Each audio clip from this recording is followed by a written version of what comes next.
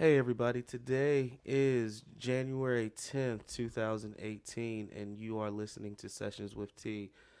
Today I have a very great guest with me. It's amazing that he's getting a chance to join me for the revamped version of this podcast. I started a while ago, and I know there are a few of you that have been waiting and asking me about, okay, well, when are you going to go ahead and start releasing content or release more content. Some of you have listened to the first episode. There's been a lot of ups and downs, a lot of trials and tribulations, but we are here and we are ready to rock and roll.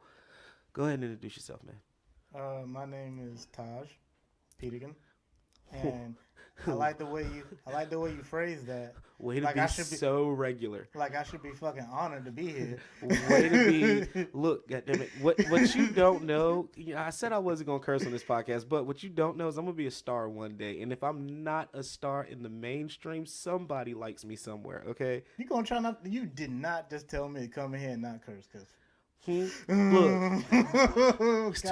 2018. It's a new year. I'm trying to be hella regular this year. So just like all the other regular I'm trying folk to be regular. in the U.S., look, I like my regular lifestyle. I got regular boots, regular drawers. And I use regular curse words. I mean, shit. Well, you know what? My mama's gonna be listening to this. Come on, man. Why? It's okay. It's okay. I know she's been cussing at some point in time in her life to be married to my daddy. Look, I didn't get this way for no reason. Bro, Okay. when people tell me I can't curse, I feel like I got a chastity belt on.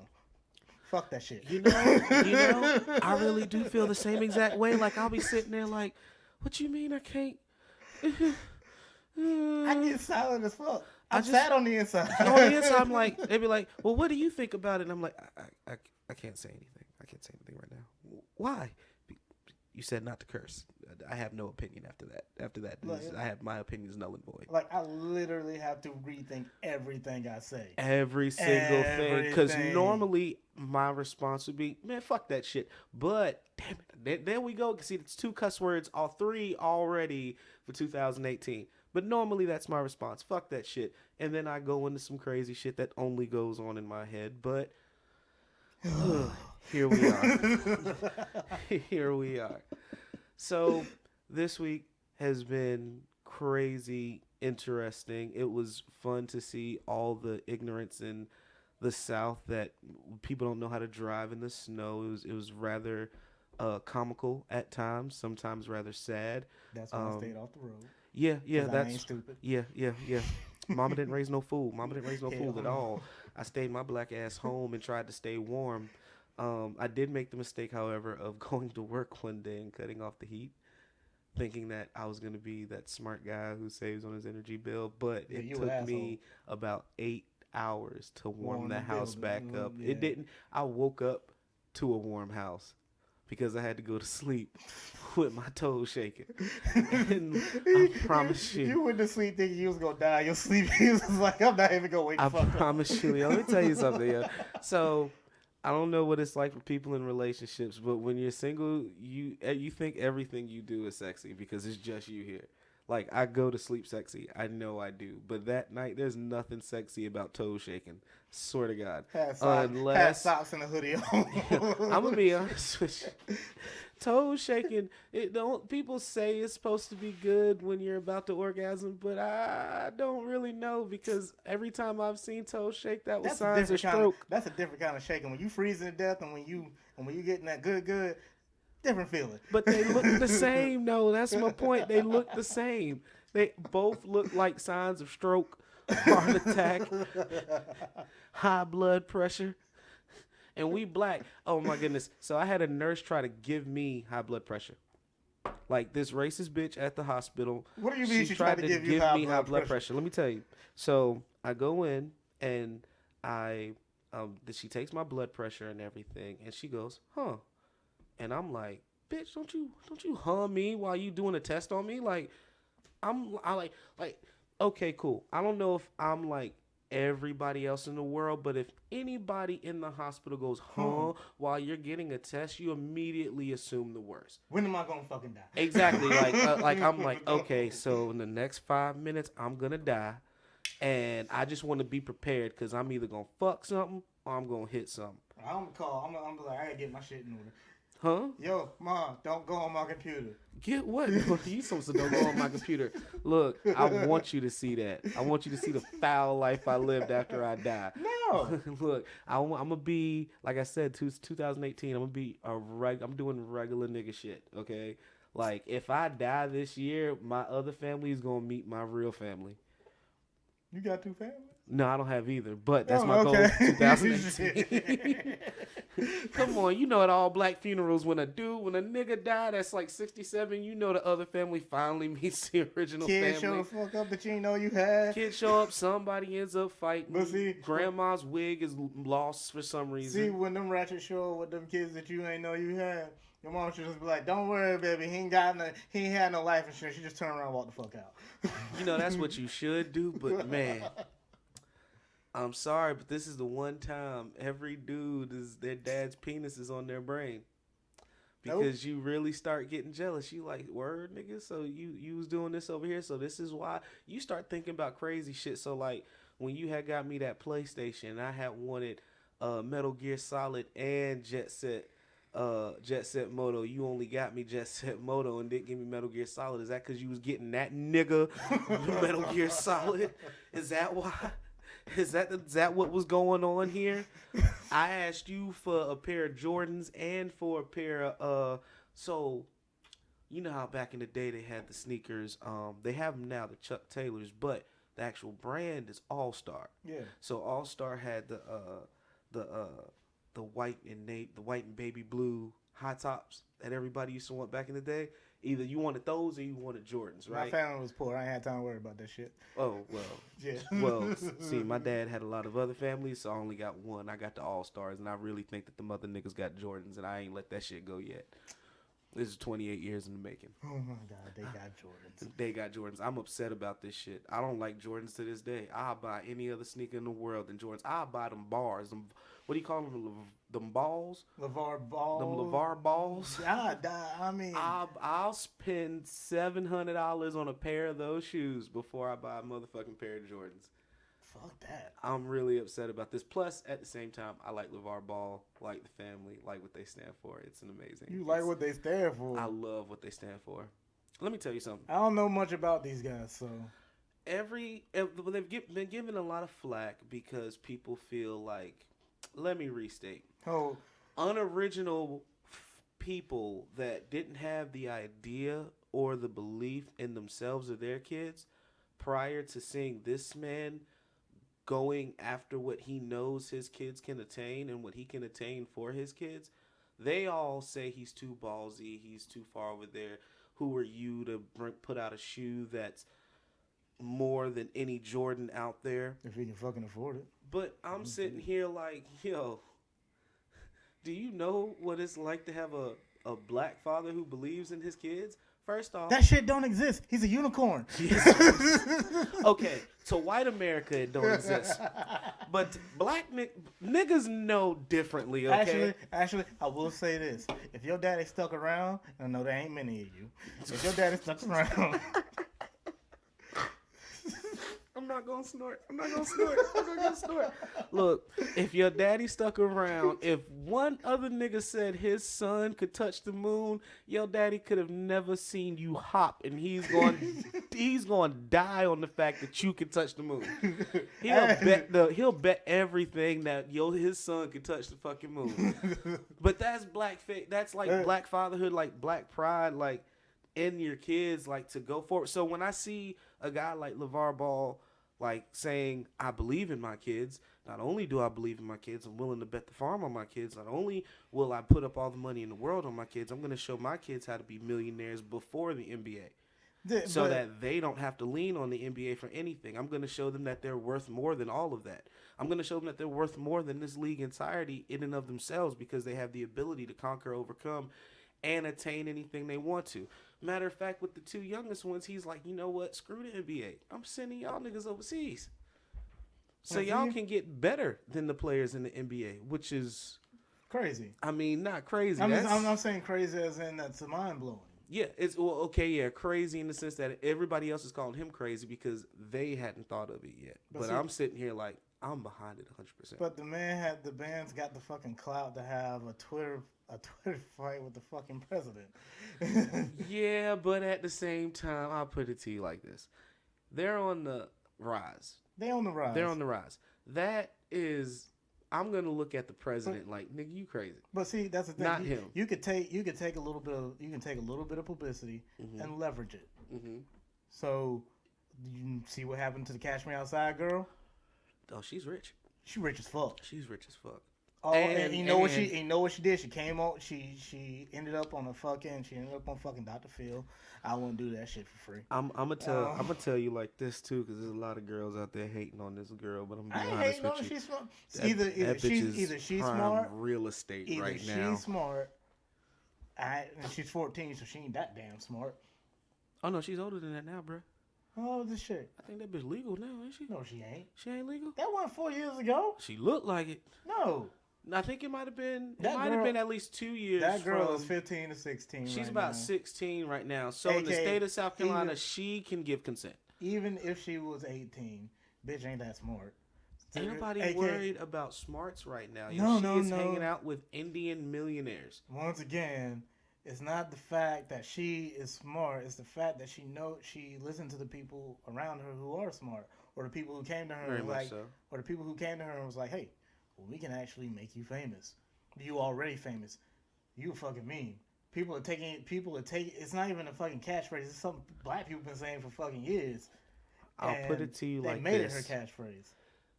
Because of where she is now, it is okay for Bruce to be Caitlyn because she's the next one coming up, so they don't have to make another baby to produce another one. What? You gotta explain that one to me. Look, I've been sitting here wondering. I'm like, okay. So these girls are aging out the game. When you really think about it, they're starting to age out the game. You talking about chicks our age? Oh, not just chicks our age. I'm talking about these celebrity chicks that are really famous for no real reason. Yeah. Like they can walk, they model, they do their thing. I guess you could say whatever. Hey, you got to bring something else to the fucking table. You know what I'm saying? Yeah. But in the family though, who's gonna bring that about? Oh, if you're dealing with a ratchet, Because make sure you remember that she need to bring something else to the table other than pussy. I'll put it to you like this: everybody else just now started having babies, and I mean not just now, but have been having babies for a little bit, but they're still babies. They're not big enough to be noteworthy in the news yet. So then you have to ask yourself, okay, so who's going to be the new noteworthy ones? Because the rest of them are aging out the game. You got to think, Kanye's how old? Kanye in his 40s. Kanye's in his 40s. Justin Timberlake is in his 40s. Justin, thank you. If that doesn't put like a little ring in your brain, like you got to remember when we was in high school, we was jamming to these motherfuckers. And now they are grown. Like, they are grown. I want to know who her Ghost We're Rider not even is, that grown. Who? Out the Cash Me Outside girl. Who her Ghost Rider is? Yeah.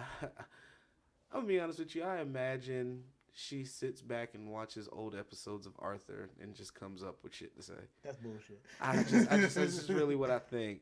Like, I really think there's a whole lot of ETV involved in what these motherfuckers say. I don't know this girl, so I can't say how smart she is. But I'll say this. I don't think her elevator goes that far up. I'll say this. You can't judge anybody by any specific level of their ignorance. No, you can't. Because one, people do have the right to evolve. They do have the right to learn. They do have the right to get smarter. Now, if she's already making smart decisions, you got to think, as soon as those videos started going viral, they started selling merchandise. Somebody around her is teaching her. Somebody around her is putting her in the circles, putting her in the right conversations, getting her around the right people. If she's doing these things and making money off of it, that means she's paying attention. That means she is learning. Or somebody came to her and said, "Hey, we can do this for you," and she's just saying fucking yes. She's riding it. That could be it, but at the same time, I don't think so because her ignorance would have showed its ass by now. It wouldn't have gone this far. She's a millionaire. You can think about it. Yeah, but see, she did an interview. But see, you can told somebody on the video to catch her outside. But see, fought a few niggas and now she's rich. She fought people. She fought people. Yo, bro, people was running up on her in the street. running up on Oh this wait, bitch going, how catch does me outside. You didn't see the video where she was crying on YouTube? I was, oh my God, it's so funny. Because part of me was just like, niggas got your ass. But the other part of me actually felt genuinely sorry for her. Like, because she got her ass whooped. you got your ass whooped. And I don't want that to happen to just, anybody for any old reason. Like, she had an issue with the girl on the video. She ain't have an issue with all these other random motherfuckers. But they jumped in. You know what I'm saying? She got jumped. So, okay. well, not just that. I'm talking about the videos coming after that. Oh, okay. So, and she goes on TV. She kind of makes a fool out of herself on TV. But now you got all these randoms jumping in and running up on you, and you in your regular mode. You got to think, even street niggas take a break. Yeah, they got to. Like, that's just the truth. Like, when you go to jail, motherfuckers say you on vacation. You just sitting there chilling, doing your shit. You probably might be doing some dirt in jail, but for the most part, you sitting there chilling until you back out on the street to do your thing. So, I mean, she getting caught all the time. She's paid her dues. And to be honest with you, she deserves to be there more than motherfuckers is there. There are some people I'm still wondering. I'm like, yo, like, I don't understand exactly why I'm supposed to give a fuck about Kylie. Like, I just really don't. I don't really understand why she's supposed to be in my newsfeed. That's because she fucking rode on the coattails of her kin. That's it. Well, I mean, that's fine and all, but the way the media just keeps pumping her out there, Look, she's drinking milk. Look, she's walking her dog. Look, she just sneezed. Look at those breast implants. Look at those breast implants bounce when she sneezes. I'm sitting here like, yo, are you guys for real right now? Like, you do know who the fucking president is, right? I'm sitting here like, we just not gonna pay attention to that? You should, Right, cool. The way you should rephrase that is, oh, I know why this is happening. Do you see who the fuck our president is right now? You do see the clothes people are wearing, right? So we're gonna jump to something I've been wanting to talk about for a minute now. So when I first heard H&M was racist, I had no clue. Like, and I didn't even realize I had seen. This is how, maybe I'm just blind, right? But this is how ignorant I am. I saw the picture of the ad that everybody's screaming racism about, right? But when I saw it, I didn't have a caption. I forget what I think I was searching through Google or something like that. But it had no caption to it. I just saw it, and I was like, huh, this is a black kid in a monkey shirt. Oh, okay, cool. And I kept on about my day. Just didn't. You didn't find it funny. You didn't stop for a second. Like, I know your brain says something. I'm gonna be honest with you. The only thing I thought was, I was like, this kid looks sad. Because if you look at the picture, the kid to me in the picture looked sad. But see, that's most models look sad. I know, that's what I'm getting at. So the one of the thoughts that did run through my mind was, okay, maybe this is his first ad. This is a young kid wearing a hoodie. It's got to be either his first ad, his first call. Maybe it is. Maybe he just had a bad day that day. But the picture, it's a good picture of him in the hoodie, but he doesn't look ecstatic to be there. So, okay, cool. So, get on PlayStation Network, right? And get into a group, a bunch of my friends playing a video game, Overwatch to be exact. And one of my homeboys just starts going into it, and he just started dying laughing about it. He was like, yo, I didn't know they had porch monkeys in Australia. And I started going, yo, I was like, neither did I. I was like, but what brings this up? He was like, nigga, you don't know? And I was like, I'm sorry, man, my Negro senses was off today. I didn't know what I was supposed to be what I'm supposed to be paying attention to. And he was like, there's an H&M ad of a kid in a hoodie, and it says, I forget what it says. It says, I'm the coolest monkey in the jungle. I'm the coolest monkey in the jungle. And I said, yo, I saw that ad. Wait, I'm supposed to be racist? And he starts telling me about it. Now look, again, like I said, I didn't have my racist blockers. My racist radar was off. No. You look at me in the eyes. You ain't got to be racist to understand that shit. No. But see, my racist radar was off because if okay, this is the thing.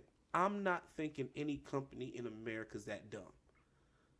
Maybe I'm just giving too much credit, but I would think to myself, I don't think that outside of like if the KKK had a brand like Bruh, until that motherfucker's out of the office, everything that happens, I'm gonna be like, yeah, I expected that shit. but that would be if it was coming from his camp. They got no, because one thing, this is not necessarily off topic, but I mentioned this earlier to somebody else. Every time Donald Trump tweets, the climate and the social climate, the political climate, however the fuck you want to, the conversation in this country, it fucking changes. Not only does it change, it shits itself like an old person in a nursing home. It's like, oh my god, I fucked up, and I'm just gonna have to lay here and in this shit. Hold up. Speaking of old people in nursing homes, so they have decided to say now. First, you ruined Bill Cosby for me. You just ruined the legacy of a man I loved and admired for years, a man I grew up on. You tried to ruin Steve Harvey just because he met with Trump. And now you're trying to ruin Stan Lee, a man that has had outside, like my mom kept me in the church every day of the week. Yep. So outside of my mother and Jesus, he's had some of like the biggest influence on my life via comics and cartoons and video games. And now you're trying to ruin him. Like, it's so bad, like, I don't even actually care if that's, I know that's wrong, but I don't. It's kind of like, it's like I took offense to it. Like, no, you actually took offense to it. I did take offense to it. Like, yeah. like saying something negative. Okay, for those of you who don't know, they're trying to claim that Stan Lee had sexual misconduct with his caretakers who were nursing him. Now, mind you, Stan Lee is like 96 years old. Which means he probably didn't actually have sex with them. Yeah. He probably just harassed them harassed him a little bit. So my first thought was, I was like, okay. Actually, not a little bit. He just harassed him. He's a dirty old man. It happens. What old man in a nursing home doesn't harass every woman that walks through? They don't care what you look like. You got a vagina. Bro, I'm on the way out. They ain't on the way out. They don't give a fuck. They don't give a fuck. They don't care. So I'm sitting here like, yo, this is everybody's grandfather. This is everybody's really old pops. Everybody's great grandfather that's passed. Like, I'm sitting there like, so I don't understand why I should care. One, two, why did you think this wouldn't happen? Three, I'm not finna let you affect my opinion of somebody who has literally and thoroughly devoted himself to keeping me entertained. Me specifically entertained for years and years and years, just dedicated his life to a craft that he literally perfected. There's no way you have this conversation, particularly about that art, that style, anything about that surrounds that world, without his name in the middle of it. But that would be like, okay, give case in point. It would be like having the conversation about mass production without Henry Ford's name being brought up.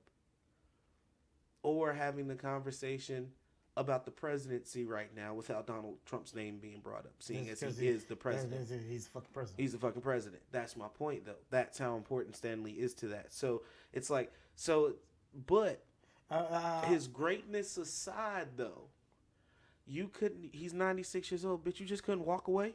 That's his. What you're trying to say is that's just his job, because see, that's the break though.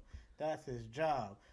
What kind of person you are, it don't matter what your fucking job is. You still be an asshole. Yes, true, but greatness outshines your assholishness. I'm sorry. Okay. I'm sorry. Greatness takes so you out of that lane. So what you saying is, don't matter. It's like, as long as you, I don't know, save the world, bring to the world something that can benefit from, I guess, I'm going to give it to you like this. If it came out tomorrow that Barack sexually assaulted, like, 10 secretaries. I'm gonna say right? lie until they show me a video. That's what I'm saying. You're That's gonna have it. everybody on the right going, I knew it, and everybody on the left going, man, them bitches came on to him. That's what you're gonna have. Damn it, you know me so well. Right, that's exactly what's gonna happen. But nobody is gonna be like, you should go and burn in hell, you damn devil. Come on. No, they're right Come wing. They're right wing conservative. They'll say that shit. No, the right They'll wing say will it all say day. we Actually- do it, but they won't follow it that hard. Bro, do you not? No. The shit, no. If that shit happened, if somebody came out and said Nope. that shit, they would crawl Nope. into that carcass until it died, like Luke, like I'ma Luke tell you right now, Skywalker. nope. There's like a quarter of them will, because right now they're more concerned with the fact that Bannon got bars. Like Bannon's got No. bars. They're for not Trump. worried about the fact that Bannon got bars. What they're worried about the fact is that Bannon not only did he backpedal on the shit that he said, he left Breitbart.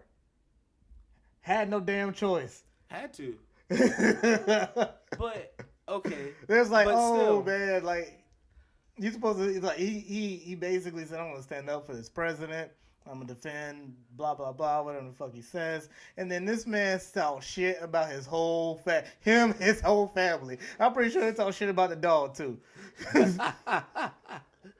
Little scruffy looking ass dog. You need to shave that little mutt. I was like, damn. and then this man backpedaled on that shit. I was like, no. Do you know what you said? I was like, how? And then it came out, and then I heard about it today. I don't know when it happened, but this man said that they said he resigned from Breitbart, and I was like, okay. And I was like, so basically, you think we was gonna be upset about it? who he's gonna be upset about? I said, did he think we was gonna be upset about it? No, we happy about that shit. It's the people who follow him that's probably upset about it. And not only that, the man had to leave because he lost all his fucking donors. Which means if he lost his donors, Breitbart lost their donors because he is Breitbart. Yeah. He took over after the guy that started it died. Yeah. I mean, somebody tell me if I'm wrong, but I think I'm pretty right on that front. So my thing is you backpedal on what you said because you're trying to curry favor. You lost all your fucking donors, and that's millions of fucking dollars at a fucking time. Mm-hmm.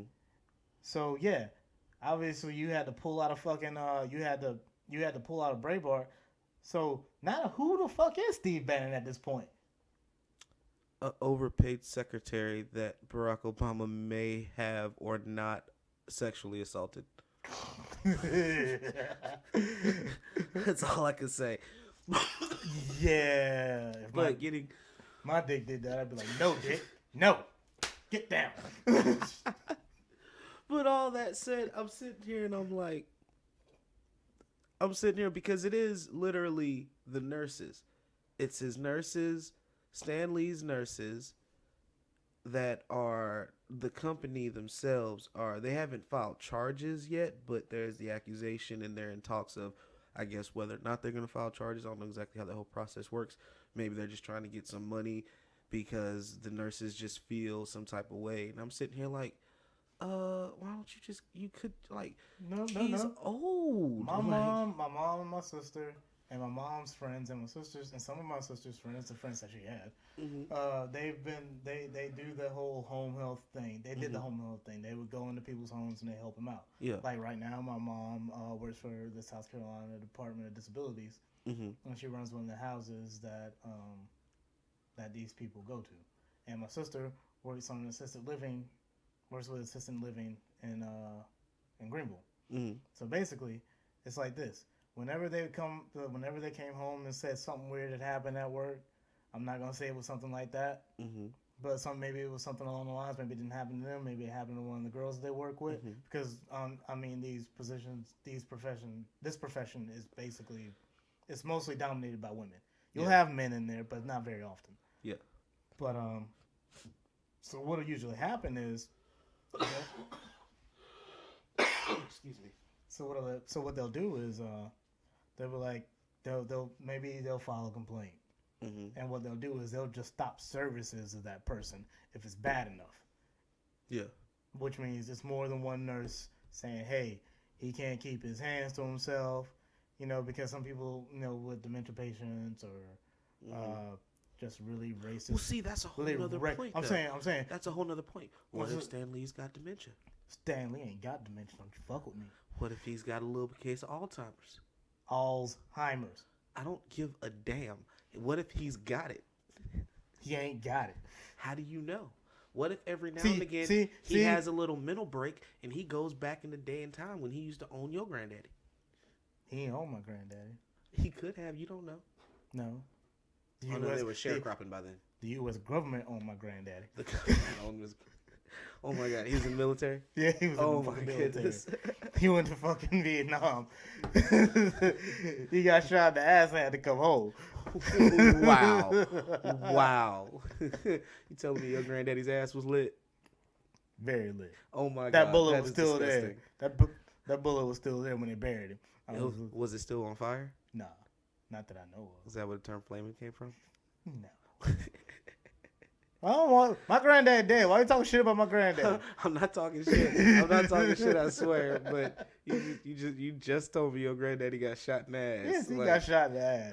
That's some Bad Boys 2 shit right there. Nah, that's some Forrest Gump shit. His country is fucked. You remember when Martin Lawrence was bent over and he was like, "You all right, man?" He's like, "You shot me in the ass." He brought him the donut to sit on the next day. That was I'm the sorry. funniest shit. Getting shot in the ass will never not be funny. I'm gonna tell you the funniest shit that happened. It might hurt the person that got shot, but it ain't never gonna not be funny. This is the funniest shot in the ass thing I'd ever not witnessed, but seen not seen, but I was around for. So when I was staying on the other side of Florence, South Carolina. You don't want to say ghetto, do you? It was the hood. It was very, very hood-like. There was these two guys who tried to break into this old lady's apartment. The problem was that they thought Grandma wasn't home, but Grandma was home. Not only that, Grandma keeps a 12 gauge in the house. Not only that, Grandma's the only person that lives there, so when she hears noises, she's shooting through the fucking walls. Through the walls, right? Yeah. So they break into this woman's house. Grandma comes out the back room with that 12 gauge cocked and loaded. Shoots one in the ass and shoots and kills the other one. Yeah. Now, the first thought that I went to was, okay, so first, you definitely got shot in the ass by an old lady.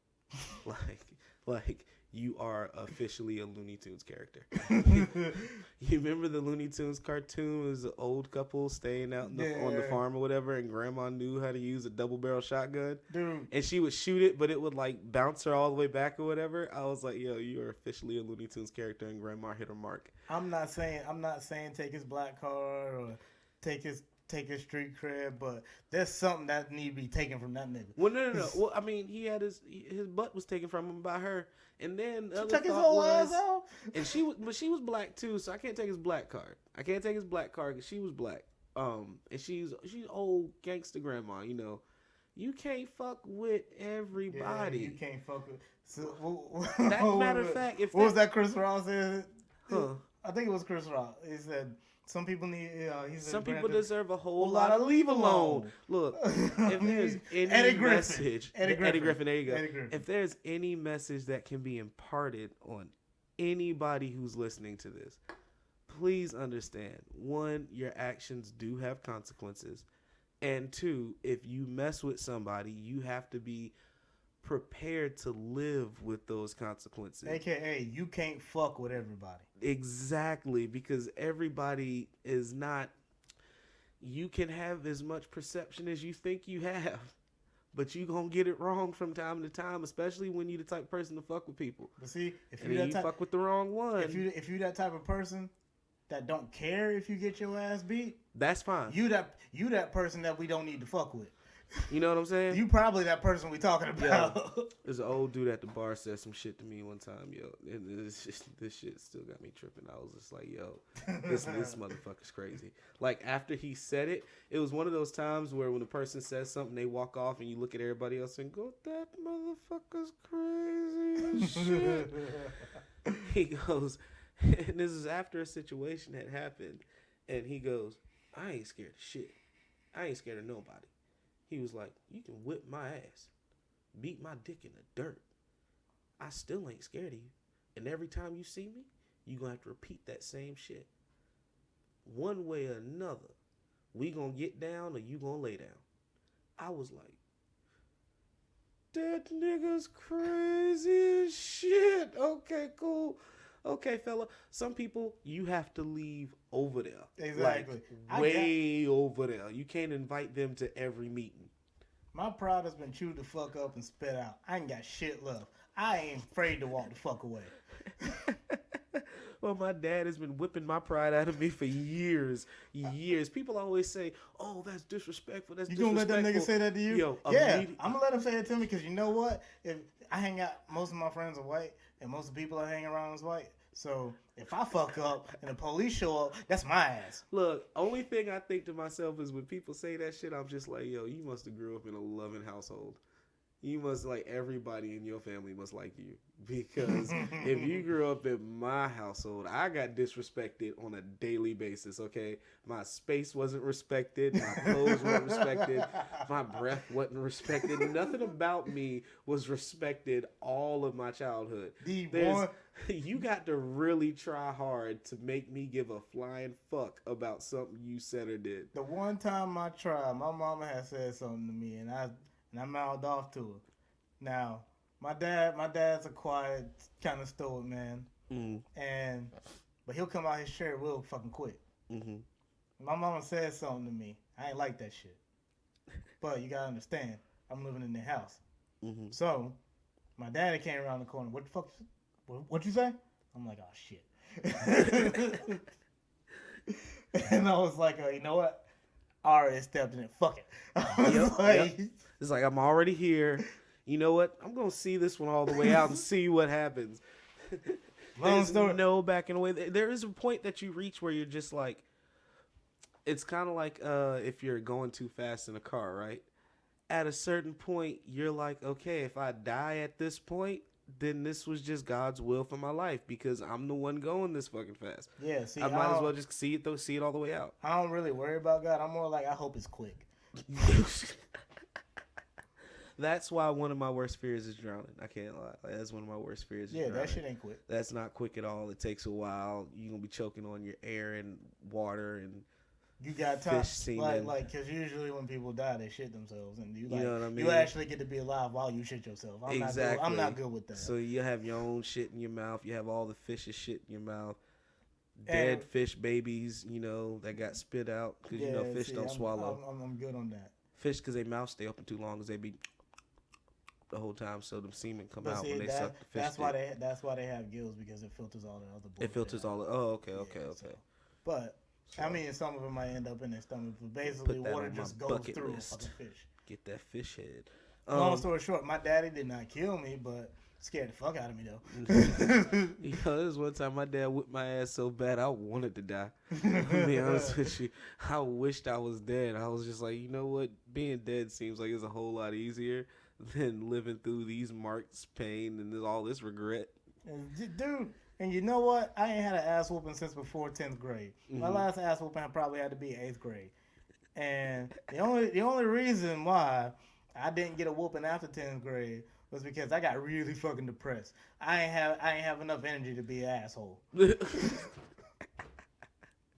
is a certain point. I think I got taller than my dad. And so shit just kind of changed. Yeah, see, that shit never happened to me. Me and my mama the same size. Oh, damn, I'm sorry. Yeah, she's short and round, and I'm not short and round. I mean, I'm getting round, but I'm gonna fix that shit. That's crazy, because, I got taller than him, but crazy enough, I'm still terrified of my mom. It's like every now and again, she'll just say some shit that just kind of throws me all the way off, and I'm like, it's less than what made you decide to say that to me? My mom has literally said to me before, you know what, I should have swallowed. My soul was hurt. No. My whole soul was hurt. I was fucked up as a human being. I walked around for like a week straight just not doing shit. Like, I just easily could have been throat juice. Bro, my mama threatens to kill me sometimes. I mean, not just like, boy, better shut up, I'm gonna kill you. No. hold a knife to me. I'm I'm standing there. I'm not paying attention because I'm like, oh, she's just talking shit. Turn around, she got a knife in my sternum. I'm like, why? Don't you love me? Would you really gut me in your own fucking kitchen? I think she would. You immediately turn into that last scene of Color Purple. Mama, a party, mama. A tita para party, mama. Mama, a party, mama.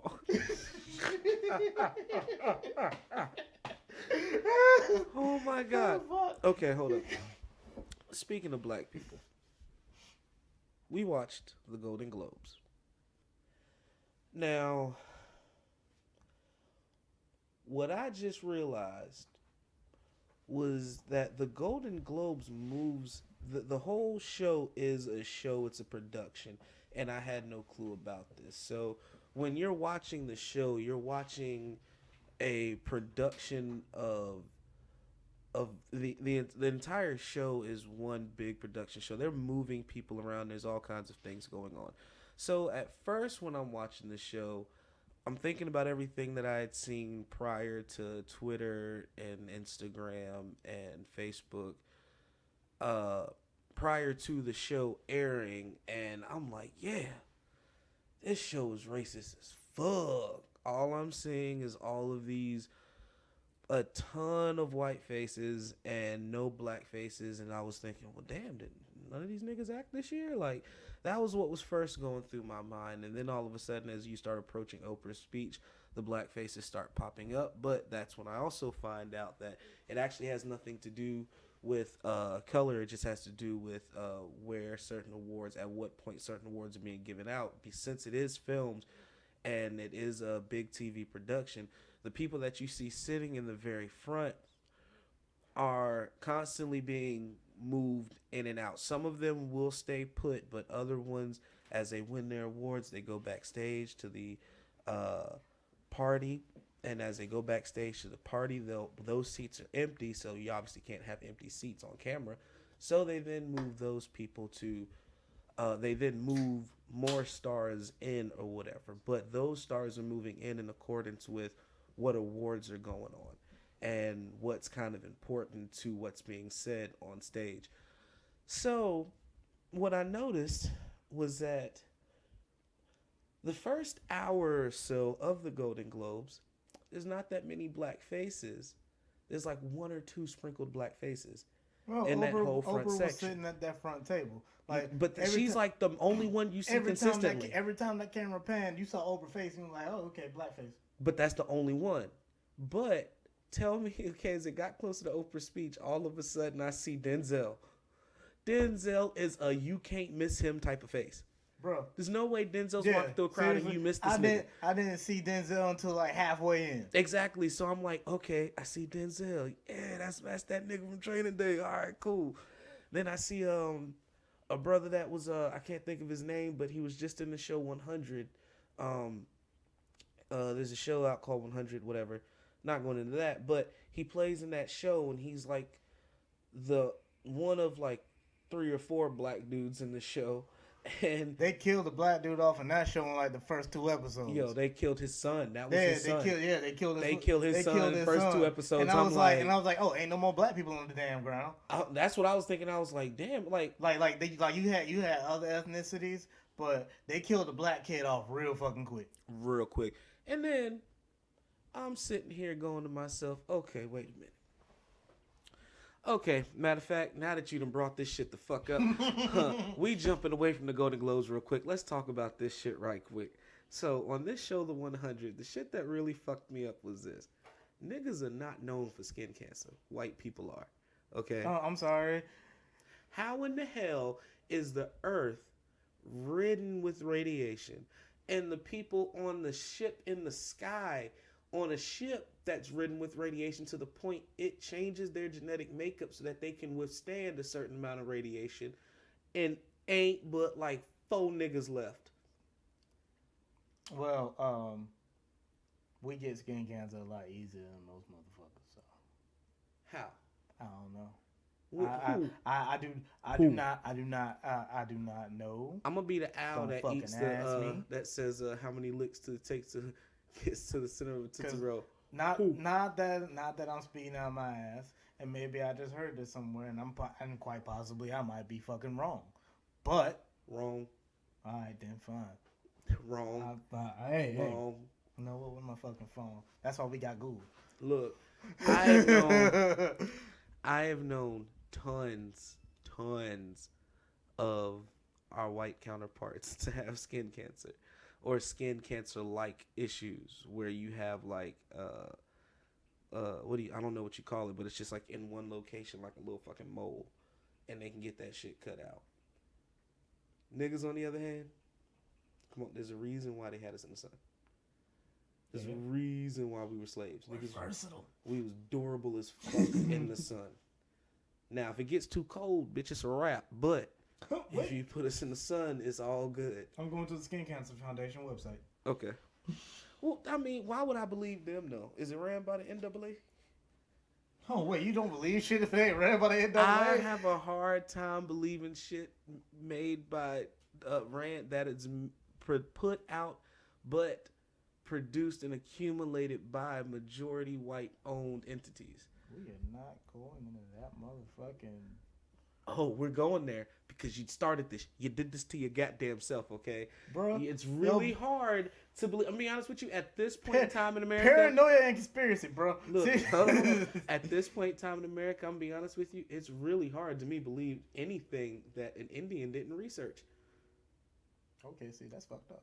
I know that sounds fucked up, but there's so much bias everywhere that I'll put it to you like this. No. Because see, there was fake. I'll put it to you like this. There's been fake news going around for years, but the simple fact that President Trump comes along and starts calling mainstream media fake news. I'm not saying mainstream media ain't fake news, but my biggest thing is this. Okay, I'll put it like this.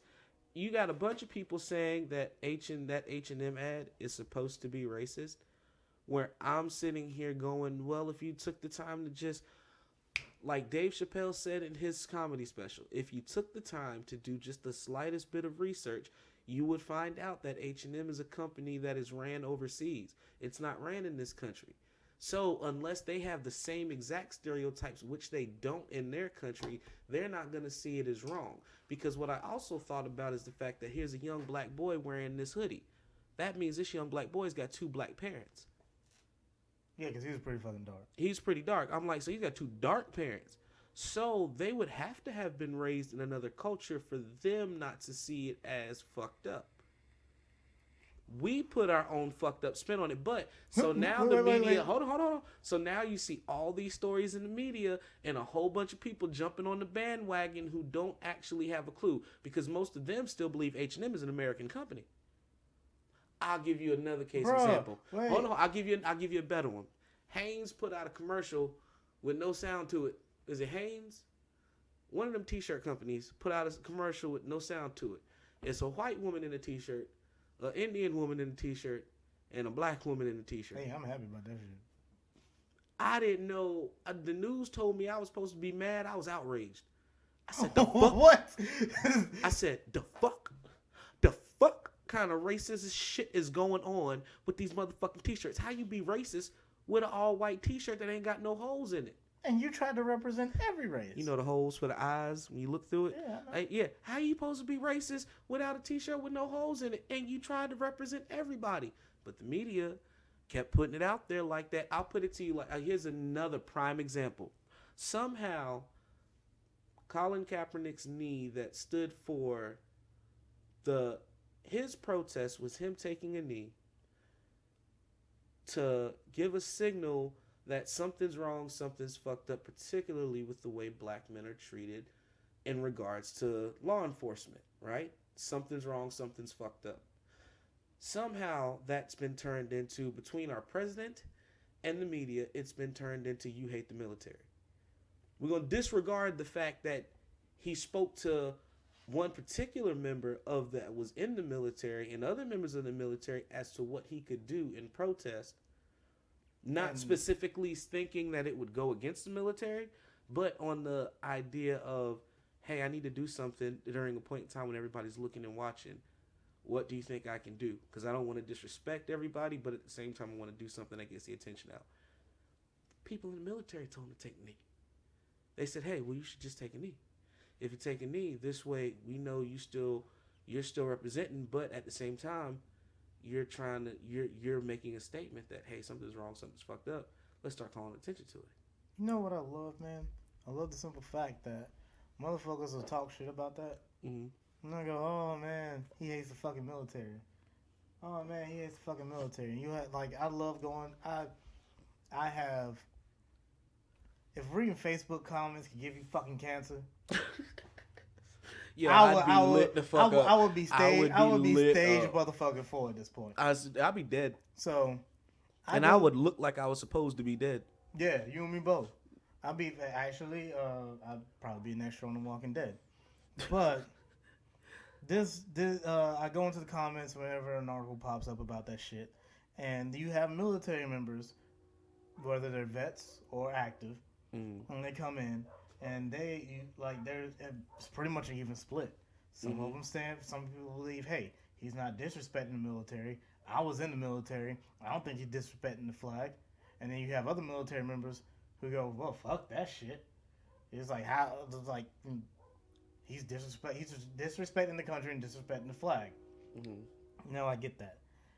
I think the difference between those two are indoctrination. So I'm not really gonna go there because some people probably don't. I mean, if you're in the military and there are some people that don't know how to spell motherfucking indoctrination or whatever the fuck it was you just said. I said indoctrination. Okay, cool. We're gonna go with what you just said, but is that not the way to say it? Did I say it wrong? No. I'm trying to tell you, low key, I don't know how to even spell that shit, so I can't even tell you exactly what it means. So it's taking an idea and once again, I might be wrong. I don't think I am. It's taking an idea and basically you bring people in and you go, this is your life. This is your world. This is what you serve. This. And anything against it, if somebody says something against it, if somebody attacks it, you go, basically you full on, you're either insulted, pissed off. Basically, you don't like the fact that somebody took the symbol of what you stand for and disrespected it in whatever way you think they did. And I consider that to be indoctrination. I'm pretty sure it goes a little bit deeper than that, and I could have probably explained it a little bit better, but that's where I'm at. Okay. But you get the idea. Yeah. So. Yeah, I fully agree. All right, so we have to talk about Facebook. I thought we was talking about Facebook. No, man, the machines are taking over. Cancerous motherfucker. The machines are taking over. Are you talking about the bots that write fucking put out fake news? For those of you that watch Black Mirror, the shit's coming to life. I watch Black Mirror. Most of y'all should probably put your tinfoil hats on if you start to agree with us. I got mine on shit. It's made out of PBR cans. I believe Black Mirror is a prophetic show of profound wisdom and knowledge. No. There is no show that will ever rival The Simpsons in that. Bullshit. No. Black Mirror is starting to do that. Black Mirror only got a couple of things right. Like you could take that episode where people were basically your score on social media, basically determine how you lived your life. Well, they're doing that. They're kind of fucking with that idea in China. Look, I'm like, well, I'm gonna give you the story. Like it's an actual thing. I'm gonna give you the story for where we're at right now. There are a few of our, some say conservatives. We're gonna just go with that. Some of our conservative brethren who were complaining that Facebook had reached a point of being so liberal that their voices weren't being heard. Their voices were being squashed, and that the playing field just isn't unfair on that medium. Hold on. Let me finish. So, Facebook has now come up with an algorithm that will choose. So, what Facebook, as the website being itself, will push now, it'll use this algorithm to push trending topics forward that will somehow, I don't know exactly how, somehow pick topics and stories, I would assume by kind of like by likes, to push forward as trending.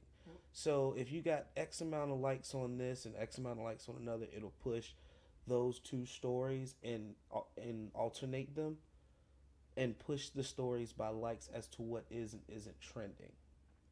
Because other than that, the only thing I could assume would be that one story would have to say fuck all niggas and the other one would have to say I love niggas.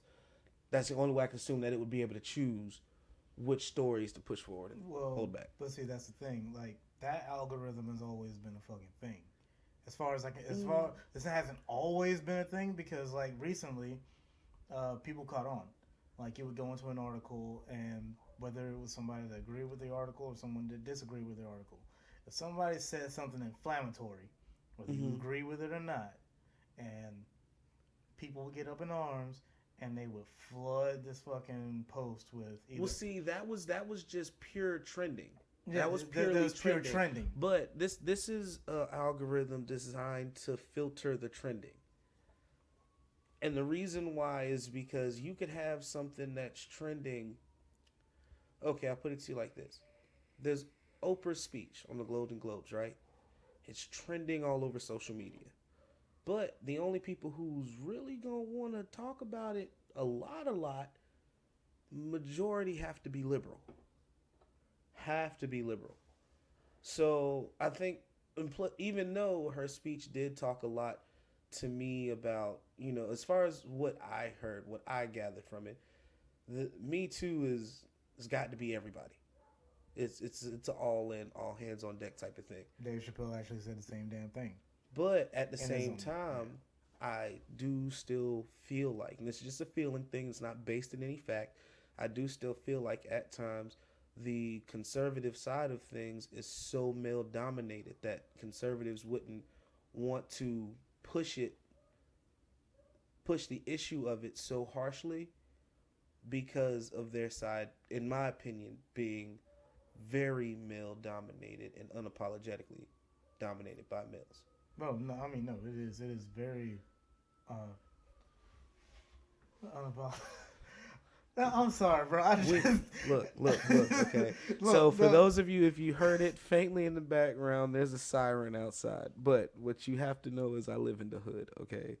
On the table right now, we have Bud Light, PBR, a pistol, and Pizza Hut, okay? There's a Pizza Hut that I ain't got none to fuck up. There's an iPhone. There is, look, if there's some breadsticks in there if you want it. I want that shit. There's an iPhone, there are Newports, and there's fish oil on and the a phone table. with a cracked screen. Who's got a phone with a cracked screen? Oh, your shit cracked. There's a fly swatter. There's a couple of fitted caps and a few beanies.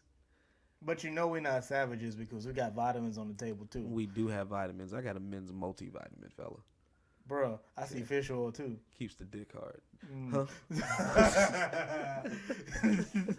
I got trash bags. Look, I tell people all the time I'm a different type. When I said 2018 is gonna be a hella regular year for me, like I'm gonna do so much regular nigga shit this year. It's not even funny. Like Bruh, that is just my goal. If the people in your neighborhood trying to burn this bitch down, because I just heard an ambulance and now I hear a fire truck. And it ain't going away. No, somebody might have gotten shot.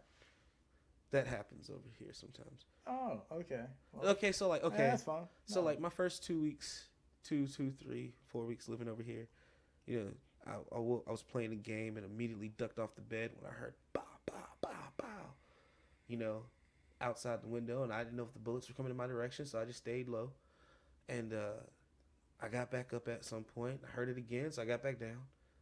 I was SWAT in this whole time frame. I was rolling off the bed like I did a backflip off the shit. Had a perfect dismount to a landing. It was amazing. And then wish I'd seen it. A few cops show up. They leave in like 5 minutes. It's nothing. So the only thing I assumed was either niggas shooting at each other or somebody just got a new gun and wanted to go test it out outside. All right, cool. So then the next about a month later maybe, bro, I'm sitting in the house watching a movie. Sound bar is on 100. I can't hear shit outside of this house. God could have came back. I would have missed that nigga. You trying to drown out them bad thoughts? I got you. Yeah, you know. Yeah, I know. So, I was fresh off a dick beating session too, so I was good. I cut all the lights off when the movie's over. Cut everything off. I see mad lights outside the house. Like mad lights outside the Blue house. lights? Dead ass. Like blue lights, red, everything. So I go Go to outside. sleep. I don't know what's going on. And so I don't know why, but they call a fire truck whenever niggas get shot. I don't actually know why. I really don't know. I assume they think the bullets are still hot. Because you know in every rap song, they talk about shooting them with that fire. So I think that's why they bring the fire truck. Nah, what I think is because all fire trucks have axes on them, and the only way to kill a zombie is if you got a fucking axe. So you call a fire truck just in fucking case. How pedestrian. Just in case. Okay. Fire axe. What do you call that? Well, that'd be some zombie land shit. That would be some zombie land That shit shit. would work though. This might be zombie land. I really do think it's gonna be a project like area here where that zombie apocalypse kicks the fuck off. Might be Umbrella. Don't fuck with it. Oh my gosh! Don't say that. Swear to God. That was another reference for those of you who don't know Resident Evil particularly. Nah, I will kill that nigga. But anyway, so I open up the door. Man, there's mad cops. There's ambulance. There's the fire truck. There's mad people standing outside, right? So I'm like, okay, what the fuck is going on? I call the cops. I'm like, yo, I live at this address, and there's a bunch of you people standing out here. What the fuck is going on? And she's like, whoa. I can't give that type of information out. I was like, bye, bitch, and I hung up. I didn't stay on the phone long enough for her to dial in where my address was, so I just clicked. All right, cool. Don't trace me. Don't trace me. Don't trace me. If you listen to this now, I'm sorry. I ain't mean it like that, but I was just nervous because all this stuff's up and I didn't hear anything. So the next day, I go online because you can look up your address and what's happening in your neighborhood as far as police are concerned. And come to find out, some nigga got his dome blown off, like in front of my house. I was in the living room watching a movie soundbar on 100 and didn't hear a damn thing. You mean he got shot or his dick got blown off? No, shot. Oh, okay. Nigga, who got that kind of head? I was like, well, you know niggas can't shoot. They might hit. No. Sometimes they get lucky. You said the dick blown off. I thought you said dome blown off. I was like, what? Dome. Your cap. Dome. Oh, okay. Not that kind of blown dome. But I ain't gonna lie though, the adventurer in me is like, yo, who is giving out that type of head though? No. Like, I kind of want to know. I might actually be tempted to try it. No, that shit would scare me. It might be the best nut you ever got before you died. It's been a while since I have gotten one, so I think anything at this point might be pretty fucking awesome. I ain't gonna say all that. I can't. This is T, and he does not agree with this message at all whatsoever. Nigga, I said me, not you. Okay. I was about to say, yeah, I still have to put out that disclaimer though, because I might be guilty by association. Yeah, I was gonna say now you worried about being associated with me? Yep. Fuck you too. Yep. No. I don't want any kind of head. Not any kind of head. You only have to experience teeth once to know that is some shit you don't want to fuck with. Did you hear about the chick in South Africa? Nope. Who was getting fucking Yo, this chick in South Africa was getting she was getting insulted by this dude, and she bit his dick. Like, word? Like he's like, apparently he was like, I'm gonna rape this chick. First thing I'm gonna do is stick my dick in this bear trap of a mouth she got. And I'm like, I'm sorry. If I'm trying to rape, I'm not trying to rape anybody. I wouldn't rape anybody. Yo, who the fuck is trying to fuck the pygmies in New Guinea? No. The simple fact is, this dude decided I'm going to stick my dick in this chick's mouth. And that chainsaw she calls a mouth? And I'm like, bro, that's the worst fucking idea ever. I'm like, yo, at least I would have bought that bitch some Crest and some Sensodyne first. I mean, fuck it. I already stepped in it. No, that's a dumb idea. Oh my god. I'm like, you don't just stick your dick anywhere. Oh my god, that is so horrible. That is like being in a reenactment, you black with live ammo. Bro, why would you do that to yourself? That's why I like teeth. Consent's an important fucking thing. You don't stick your dick where it don't fucking belong, especially if nobody tell you to stick it there. Wait, that's why you like teeth? The movie Teeth. Oh, I thought you was... No. I thought you was about to tell me something more than what I thought you knew. What I thought you was gonna say about yourself. Nah, I mean, no. Thought you was having a flashback there for a second of a time when somebody had tried to put their dick in your mouth and you was just like, Nah, I came up with a joke in my head and I was like, nah, fuck it, Todd, you already fucked it up. Don't worry about it. Oh my god, fuck that movie Teeth, by the way. No, that's just hilarious. No, I mean, it's funny, but a couple of those guys didn't really deserve it. No, some of the guys did not deserve it. What? Then I was just like, come on, you taking this man's dick? Like, you savage bitch. Like, fuck you. I think I hate that girl almost as much as... Who do I hate as much as her? Oh, pick a girl on the Bad Girls Club. See, I don't even watch that shit. I watched the first season. I watched the first and part of the second What the season. fuck did you think was gonna happen? Well, okay, because... I mean, yeah, some of them were fine with makeup. Okay, but... the first season was not terrible. The first season, honestly... Okay, so the... I don't know if you know the girl. The one that played Miss Parker. Monique. Yes, I know. She's got a show... She had a show where she took these girls that have all different walks of life, have all different types of problems, and I guess she teaches them how to be like ladies. You know what I mean? I think I remember this. And it's Charm School. It was called Charm School, yeah. So the first season of Bad Girls Club Lipstick on the fucking pig. is actually kind of like Charm School. So I watched one of the seasons of Charm School, and I thought it was pretty dope. I was like, she's trying to give these girls a chance. So the girl that ended up winning was a girl who was living on the street. She was homeless at the time. She got the call to go. So that was her. Every house they were in, she treated as her house because that was her house. She didn't really have a house to go to. So she ends up winning. Maybe they wrote that in the script, maybe not. But, she helped all those girls for the most part. And the girls who actually took heed to what she had to say turned into success stories. You know what I mean? They've got something to show for it. And, they still got pretty decent partings for even being on the show. And plus they got paid for being on the show. So... And that's how the first season of Bad Girls Club is a whole bunch of women these women have got like goals and whatnot in mind. Like that's a big part of the show is following their individual journeys. Yeah, they have little tiffs with each other, I guess you could say, but it's mainly about like one of the girls, she was a stripper and she wanted to go back to college. She was in college at one point, but got out of college. I think she got pregnant or something like that, whatever it may be. One of the other girls, she wanted to jump off her music career. And it's not all started from the bottom now we hear type stories, but just stories of women who didn't have a clear path of making it to where they wanted to be as far as their careers were concerned. So I thought that was rather dope. No, that is I cool, thought that was actually. really cool and uplifting. And then the next season happened, and these bitches is beating pots and pans and shit over Sharika Head. Right. And I'm just like, God almighty. Ratchet from wall to wall. Yo, they had that one big bitch up there. She was just dragging these hoes. I was like, yo, you gotta get kicked off the island.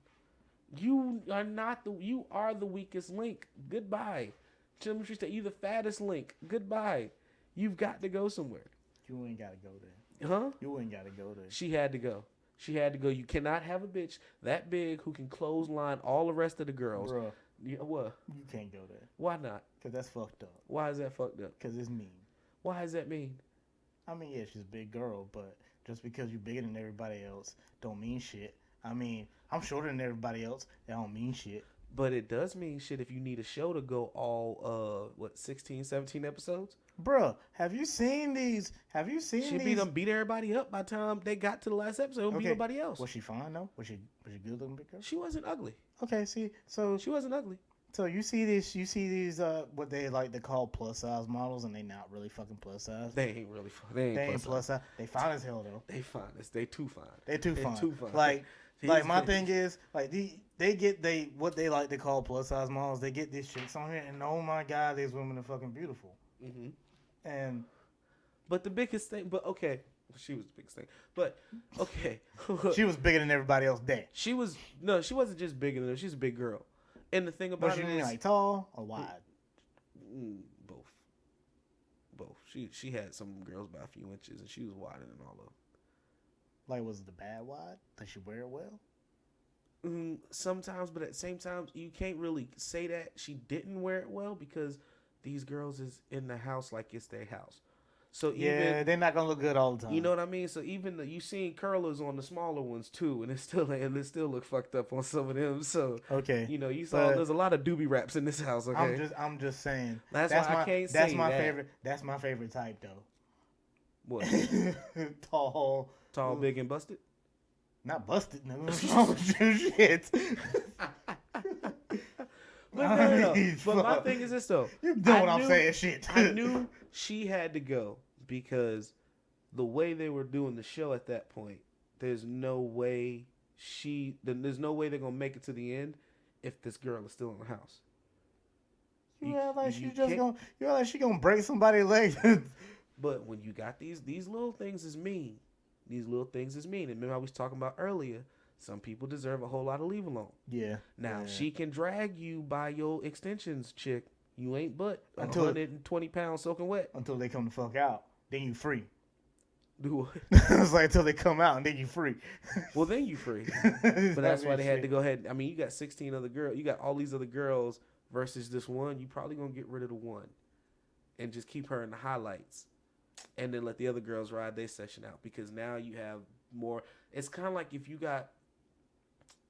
You don't want. Think about Hell in a Cell. I like Hell in the Cell when I watch wrestling. I ain't watching in a minute. Okay. Yeah. So if you think about Hell in a Cell, how unfair is it for Big Show to be in at the very beginning? Actually, it's very fucking fair because truthfully, depends on how many people he in the cell with. Like if he's the first dude in the cell, yeah, we get that shit. That's fucked up.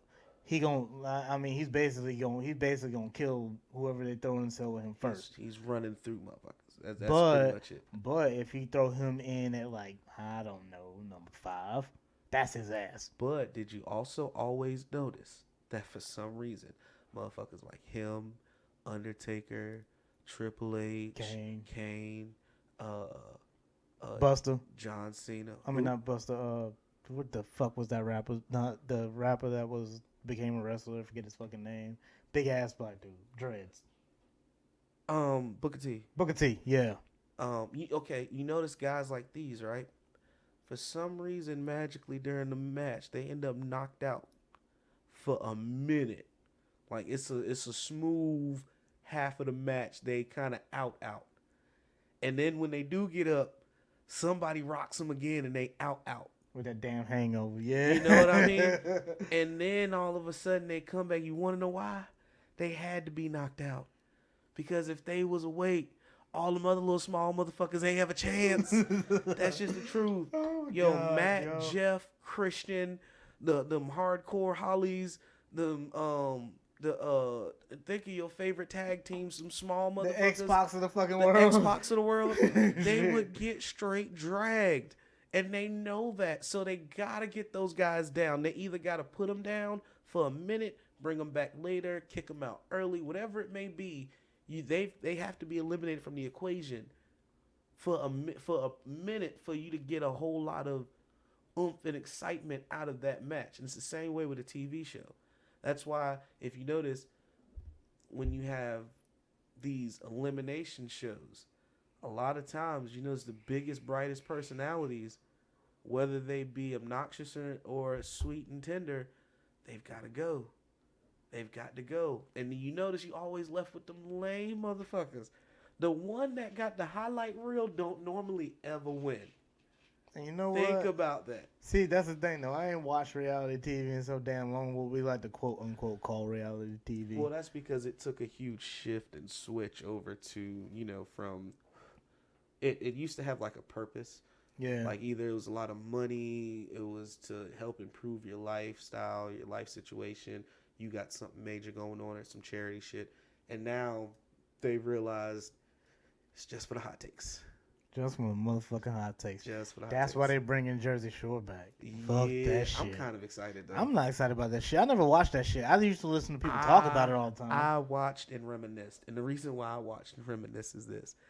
And there are friends of mine who are going to hear me say things on this podcast who are going to hate me for long periods of time, but eventually they have to get over it. But I watched this show. You haven't already? Shit. No, this is normally the shit you tell around a campfire.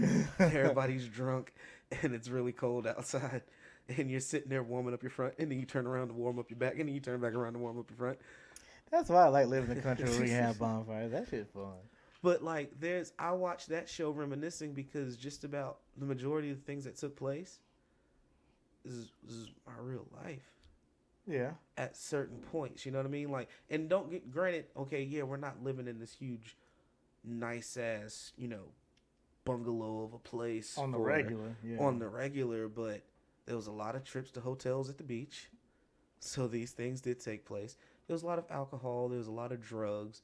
And there was a lot of fornication going on. And they were young and dumb. And yeah. So I'm sitting there watching it going, I did that. I was that guy. I was that guy. Like, there's so many people. There was so much Snooki hate. And, every time she would do something, you know what my mind would go back to? My mind would go back to, we used to stay on campus at Francis Marion. And there was the night of a party we had, and there was a lot of PJ, but there wasn't a lot of people there. So we ended up taking the PJ and pouring it into water bottles and just taking it back with us. We were like, fuck it. We might as well take it back, whatever, we'll drink it later. And that next morning, I go looking for them, and somebody said, I bet you won't drink them all right now. You'll be drunk as fuck all day. Every dude's answer in college is, I bet you the fuck I will. So I immediately started downing, which is nothing but fruit punch and Everclear. There's no fruit in these bottles at all because it wouldn't fit. Plus, we ate most of it. Everclear. Y'all didn't do the gum either. Downing Everclear. It is like 8:30 in the morning. I'm downing Everclear and fruit punch. Yeah, see, I like my life, so. In the course of this day, I remember going to the middle of campus. Tons of students walking around doing their normal academic thing. Before I drank these, I remember telling all my friends, hey, don't let me do anything stupid. Don't let me go outside. Don't let me be human when I'm this fucked up. I'm abducted right now. I'm not me. In my brain, I'm a mix of like Michael Jackson, Tupac, and damn George Clinton. Like, I'm a mix of a bunch of different people right now. So I end up going to the middle of campus, a ton of students walking around. They've got books and book bags on, and I'm humping a light pole. Like full on, like beating my dick on this light pole. Hard on and everything. Just because I'm that fucked up. I remember we were walking, and somebody said something, and I don't even remember exactly what it was they said, but I looked at everybody and I said, let's run. And I took off running. I'm 394 pounds at this time now. I'm as wide as I am tall. Just this big blob of a man took off full speed. Well, for some of y'all that was a walking pace. But full speed down a sidewalk, just as drunk as he could be. I'm walking up talking shit to the police. I'm talking shit to the cooks at the grill. I'm talking shit to random students. Like, just going on and on. I almost got arrested that day. They didn't call campus police on you. Like, that was a legitimate thing. But the officer that was on campus at the time, I got lucky because he knew me, and he knew that he has said to me many of times, he's like, every time I come around, you're doing something, and it's never anything like so terrible, but it's something. You should get a ticket, go to jail. Something should happen to you, but I'm not going to be the one to do it to you. And I was like, thank you, man. You love me, man. And I went on about my motherfucking business just doing stupid shit. He's like, nah, nigga, I just don't want to fill out the paperwork. Look, that's what that was. We went to the dining room. I was walking around taking people's cookies and shit like that off their dining room. We're in the dining hall. They can get more. What fucking year was that? This? What year was this? This was like 07. Oh, okay. I didn't get that till 08. So I'm like walking around taking people's cookies and shit. I don't know these motherfuckers, but I'm just like, yo, I am beyond drunk and I'm fat. Let me have that cookie. And the girls would be like, "That's my cookie." Too late. I'm taking it, and I just take the cookie. They laugh. Why? Because we're on campus. We're stupid. We're fucking stupid. We're drunk. I would say take that in the concept. Be like, "I'm gonna take your cookie." No, it's my cookie. You can't have her cookie. You can't have her. She cookie. didn't tell you you could. Oh, I still took it. I still would have taken it. So that's like a small example because all the rest of the examples are way too explicit and have names, dates, and there might be a couple of police reports filed. So I just want to exclude these people because I don't know where they are in their careers right now. But there are a number of different things that happened and took place. So I'm watching this show like, you motherfuckers are kind of lame at this, but they're funny about it though at the same time. So it's all cool. I think the biggest difference was when we of course weren't rich and famous. We just didn't mind spending our last $20 on alcohol or drugs. That's our only difference. Yeah. So yeah, I was. Yeah. that was God. like fashion for us wasn't chains and what t-shirt and jeans you had on. It was more so like, What beer are you drinking? what beer you drinking, bro? Yes. Like, oh, you drink Budweiser? Ain't nobody fucking with you. Like, you walk into a club and you order a natural light, you know, nobody's fucking with you at all whatsoever. See, I went from never taking a free beer. Like I didn't give a shit if it was a Bud Light. Like if it was a Bud, if you offered me a free Bud Light, I was like, fuck no. No. It's not about what beer you take from somebody that was given to you. Because everybody accepted the answer, somebody gave me this shit. Yeah, somebody But gave me this shit. If I went to a club and I watched you go to a bar and you ordered that shit, I was like, so I'd hop on a microphone, let everybody in the club know. I just want to let everybody know, PSA, that motherfucker right there in the white and blue striped shirt, do not fuck with him. He literally, in his own mind, ordered natural light. Like, his mind said, I want natty light. That's what his mind said. So we're not going to fuck with him for no more the rest of the night. Just go on about your business, enjoy your evening, and just act like he doesn't exist. Walk around him, that fucking uncultured swine. I'm like, shit. That was such good times, man. All the scattered ass. I was waking up with the girls that I had no clue. Like, to be honest with you, I'm the dude who had a lot of fly friends, and I would pick up the leftovers, right? Like, I would pick up all the broken hearts, all the mishandled feelings, all the girls who wanted to be with those other guys. Now that I'm 30, I had to think about that shit, and I'm like, you know what? I needed to have cooler fucking friends. I didn't. I had some them real pretty motherfuckers. I hung out with them, so I was the cleanup. I can say I was the cleanup guy, but at the same time, though, that also leaves you in a position that sometimes you might wake up with one and you like, damn, son. I remember I woke up one day. And she might actually be cool and you might want to build a life with it. Huh? No. Okay. That is not the part that ran through my brain. Oh, well. The part that ran through my brain, what's going to happen again tomorrow night. Yeah, just ignore me. I'm lonely. You just loneliness is only relative. All if you're actually alone. So we got to begin to wrap this up. I think one of the biggest things that I want to do with this revamp is always leave everybody with a little piece of positivity. Now, we've talked a lot of smack, talked a lot of shit, but at the same time, in spite of all of that, there's a whole lot going on in this earth, and the one thing that people are consistently forgetting is that we are all human. We all want the same basic things. We want to keep our people safe, our families safe. We want to love, we want to enjoy life. Some of us want to make money, and some of us just want to spend that money. But it's all one big circle that we all want to be a part of, and we all want to thrive in. So the final points for today, at least something that's been sitting with me, and it's something we kind of touched on earlier, which is, treating people the way you want to be treated. And it's something that's not impressed upon really big.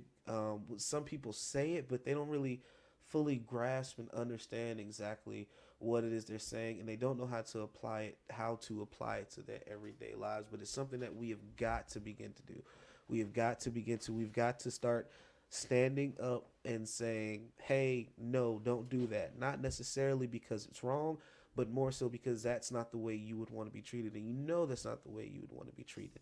We all have people out there that are more than willing to do that. I'm not saying that they're not there, but what I'm saying is that there are more of us who need to be willing to say said things, because the truth of the matter is this: is that we can talk about racism, we can talk about rape, we can talk about the presidency, we can talk about pop culture all day long. We can talk about amazing speeches at the Golden Globes. We can talk about Facebook machines taking over. We can talk about racist ads, all these type of things. But at the bare, one of the things that sticks out in my mind is this: if I'm walking down the street and a white male is walking in front of me, if that white male falls over, breaks his leg, I'm going to stand and help him. I'm going to ask him, is he okay? I'm going to call an ambulance. I'm going to try to help him sit up. I won't know that the leg is broken, but he'll just know that he's in immense pain. I'm going to, call around for help, see if there's family or relatives or friends nearby. And what I sit back and wonder is, why exactly is it that I would do that? Is because he's a human and something bad happened to him, and I'm a human. Nothing bad's happened to me, but from one human to another, I'm going to try to help him. Why? Because he's purely in that moment just a human being. He could be a KKK Grandmaster for all I know. He could be the most racist, bigoted, misogynistic asshole that's out there. But I don't know that. All I know is this a person in front of me. So when I think about that analogy, it rings true even in the midst of adversity. If we can remember that aspect, it might help us to be able to open up and get past. This is going to run us into a little bit of conspiracy theory again. Allow us to be able to get past those things that are pushed on us so hard, especially in the media, especially in everyday life. Well, because some people would say that that's conspiracy, but I truly believe that when, Black Lives Matter is an important movement, but all the effects and everything that's taken place, a lot of this I've really begun to see it as the powers that be trying to breed racism into a generation who wasn't thinking about it. Because the truth is that you had, before all of this, you had young black males in particular that would say to you racism doesn't exist. Well, yeah, because it didn't apply in their lives. And most famously, it was that the one who basically embodied that idea, the one that you just said, was Lil Wayne. Yeah, we all saw that fucking interview. Oh, I saw that shit. Yeah, see, now you see. I'm not gonna judge him. Yeah, I'm not gonna judge him. I'm not gonna judge him. I'm not judging. I'm not saying you judge him. I'm not judging him. I'm judging his lack of foresight, lack of forethought, and the reason why that's less foresight, and it goes back to exactly what you just said. He does not experience that. He didn't experience that on a daily basis. But hell, not even a daily basis. To me, though, I don't think there's any way he could have risen to where he is and not know anything about the rest of black culture.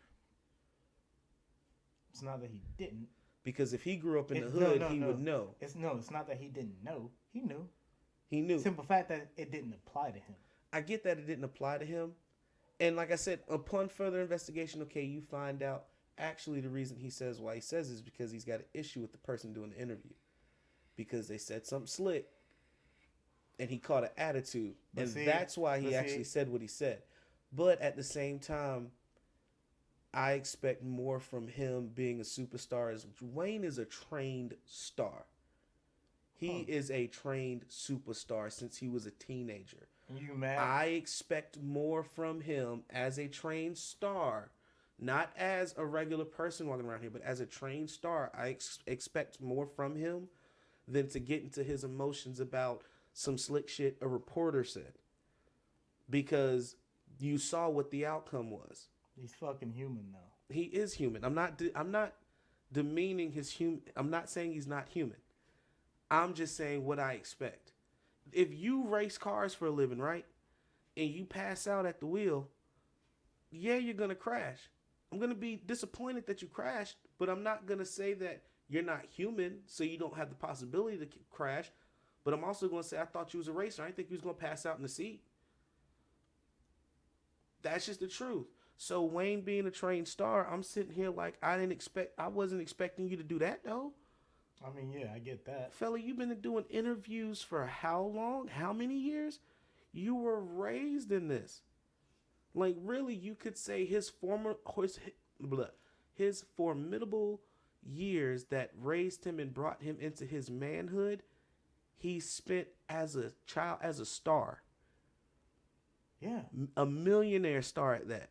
Not him. His dad. That was his daddy money. It wasn't, but at the same time, it's getting spent on him. Yeah, it's getting spent on him. So I'm sitting here like, okay, so in that aspect, I could see, but what you got rich off of, the things that you've been spitting in your raps, come on, it's two different worlds. You just made a song with the Game. Think about it. He made the song with the Game. What's that called? My Life. Now come on, in the video, you got cop cars riding around. You got the kid getting chased down. What the hell else is this video representing and talking about besides black on, violence in the hood, police violence against black men? You make the hook to this song, you all in the video with your head back shaking your dreads, but then say all this though. All I'm saying is, he is human, yes, but at the same time, I do hold him to a higher standard than the average person. I'm not advocating for this motherfucker. Oh, my bad. No, I mean, I'm just giving my opinion. I'm just saying my opinion. No, you're saying your opinion. I get that, but I get where you're coming from, and I understand. You like, man, you black. I understand that you're not from the hood, but what you have to understand is he is a fabricated being. Lil Wayne, like the Lil Wayne that people see on TV. You about to say that clone shit? No, not clone. Okay. No, just the simple fact that the fact that he was raised in this shit. Mm-hmm. Going back to what you said, mm-hmm. His persona is fabricated. Yeah. That's what that is. So, yeah, I'm not upset that this man came. I'm not upset that this man said what he said during that interview because that's his reality. No, I still can't give him that. And I'm going to tell you why, man. You still a young black man in America, though. Like, and I used to try. No. I'll give you that. Money can only wipe away so much. Like, I used to try. Like, I posted something on Facebook a long time ago. I said, if you are the type of person that say, yeah, he's cool, he's black, but he's cool, then I personally probably don't really want to hang around you, and I'd rather not hang around you. And I'm going to tell you, and because like I said on Facebook, I said, it absolves me of the fact that, yes, I am a cool person. Yes, all of these things are very nice or whatever, but my blackness is a huge part because I'm not the person I am without it. So to you to say that is to discredit, one, my largest organ. Your skin is your largest organ. So you're discrediting the color of my largest organ. One, which happens to play a huge part on why I am who I am, why I think the way I do, why I do the things I do. The person that you so-called like wouldn't be a person that you like possibly. Mainly, well, this is like one of the top 3 reasons why you like him. So that all plays a part. So whether or not he's a carbon copy or created, he's still a young African American male in this country. No, because see, and I'm not saying you're wrong, but and actually I agree with you on that point. Okay. Yeah, he is a young African American man. It's like I was talking to a friend right before actually it was Christmas. It was Christmas Day. The bar had decided to open late, so I was like, fuck it. But I was talking to a guy on Christmas, and we were talking about Barack Obama. Mm-hmm. And he was like, the first black president, blah, blah, blah. And I like Barack Obama. I like Barack Obama. No, he didn't do everything perfectly, but find a man that did.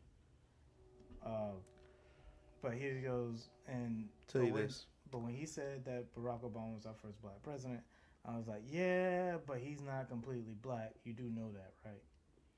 And he goes, yeah, man. He was like, but he's part black, and that's cool. And I was like, yeah, but simple fact that the man, I mean, the man Uh, can. I just want to say that I'm sticking this one in the win column for us. Just saying. I'm just saying the man can. I'm just saying the man can be. Barack Obama can be whoever he wants. He can rise to the upper echelons of the world, and that's fucking awesome. Hmm.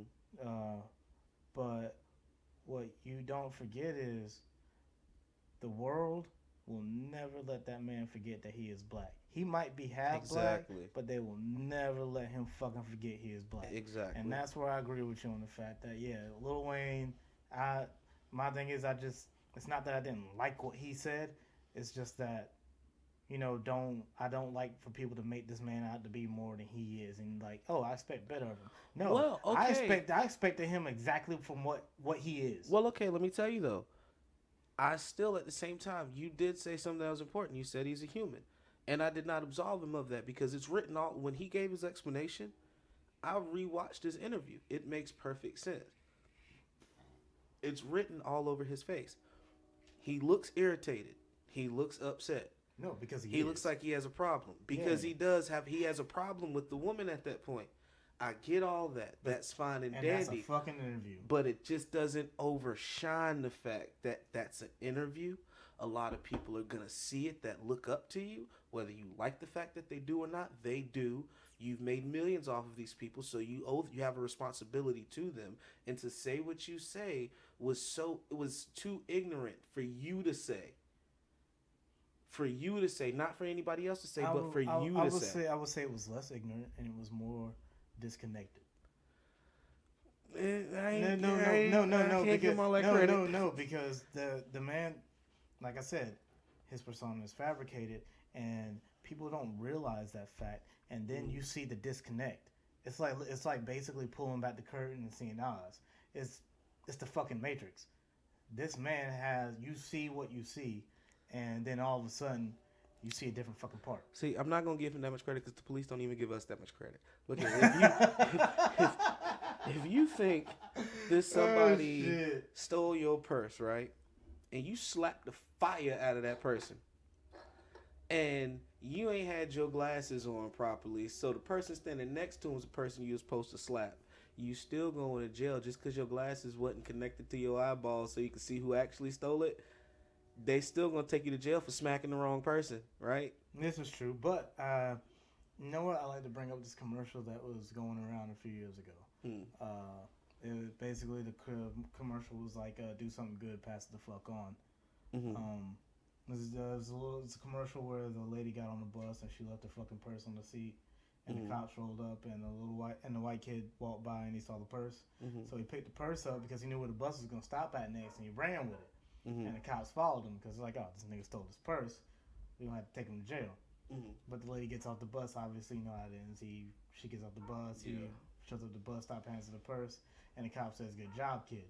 They shot one of us. I wish it was a fucking black kid, but that's just me. I I wish it was, but at the same time, I'm gonna be quite honest with you. Don't you fucking I don't know if it plays out the same way. I'm just saying. No. Dependent. I'll say this. I'll say this.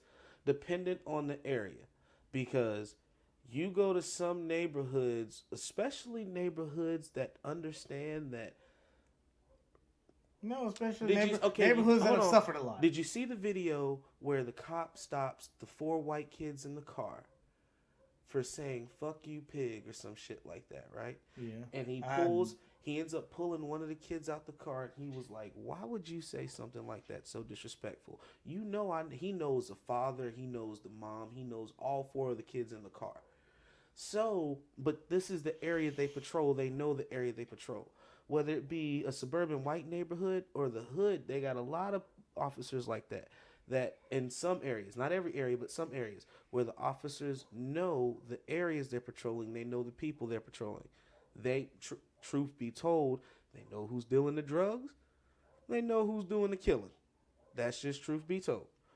Don't worry, those dogs bark all the time. But in those areas, if that were to happen, then that same scenario plays out with the black kid running with the purse, because he may know that Lil Timmy's a goody two shoes. Excuse me, he black. Lil Quavo is goody two shoes. How the fuck name that kid Quavo? You never heard of Migos? Quavo, Migos, Offset. Migos on some other shit. Yo, the Migos are on that "will jump your ass" shit. That's what they're on right now. Bro, The Migos don't care what day it is when the wind's blowing. The wind blows just right, they just start swinging. The dude that got them mad, they did a fucking he's on the show it was about the year in review. I don't know who he did it with, but the dude that was with him was like, yo. He's like, you sitting there. He's like, you sitting over there not saying that. You scared Migos about to show the fuck up. Yo. I was like, oh shit, no. The Migos put the beat down on that little boy. I was like, yo, it's them three. But y'all realize, yo, they gotta move like that because all of them too small. All of them too small. Not just one is whipping that nigga's ass. That's all I know. Each of them is a third of one dude. Each of them is a third of one dude, and all three of them together still don't equal the size of their bodyguard. Like, I really, truly believe that their bodyguards are just there to make sure don't nobody jump in while they're doing their like, jumping. I'm 5'4.5", and I guarantee you I weigh more than two of them. Two of them together. Put Quavo and Offset together, and you might weigh more than both of them. You could probably clothesline both of them real quick. Oh, no, I'll fuck Go ahead. Keep it going. I want to hear this on tape. Go ahead. You'll what? You'll do what? Nah, I don't want Migos to show up to my house and slap my mama. Breaking news. Man reportedly jumped by the Migos in Florence, South Carolina. Reports at 10. Actually, John, apparently on a friend's podcast, this said person said I would rather have up. Migos come at me because if they go on my mama, that shit ain't gonna end well for them. I'm gonna tell you something. I almost got arrested in Sears. I'm not dangerous shit. Huh? Oh, I thought you was talking about protecting your mom. Oh, fuck no. Oh, never mind. Shit, never mind. This PSA is over with. You will not hear about any of my criminal past anymore. Let me shut the black up real quick. Shit. Told me I'm going to protect my mama. No, she protected me. Let me shut the black up real quick because I thought this conversation was going a whole nother level. He talking about be scared of his damn mama, not him. Okay, then. Okay.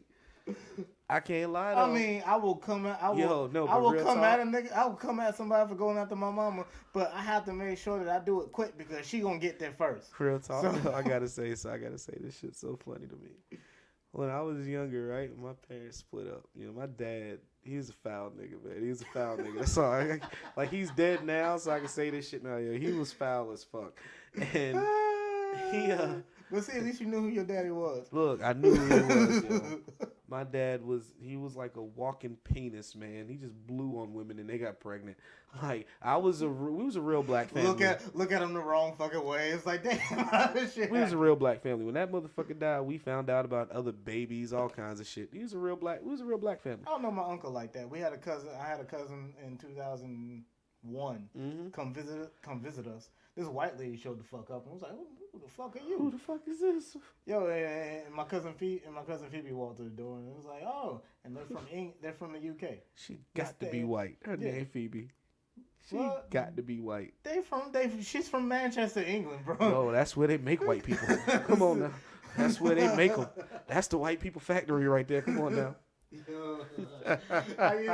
But look, hold up. We missed the main point about all of this, even though we ran off with it. We continually do that. Yeah, I'm gonna call you Captain Blackness over here. The main point of all of this, and the thought that I want to leave everybody here with today is treat people the way you want to be treated.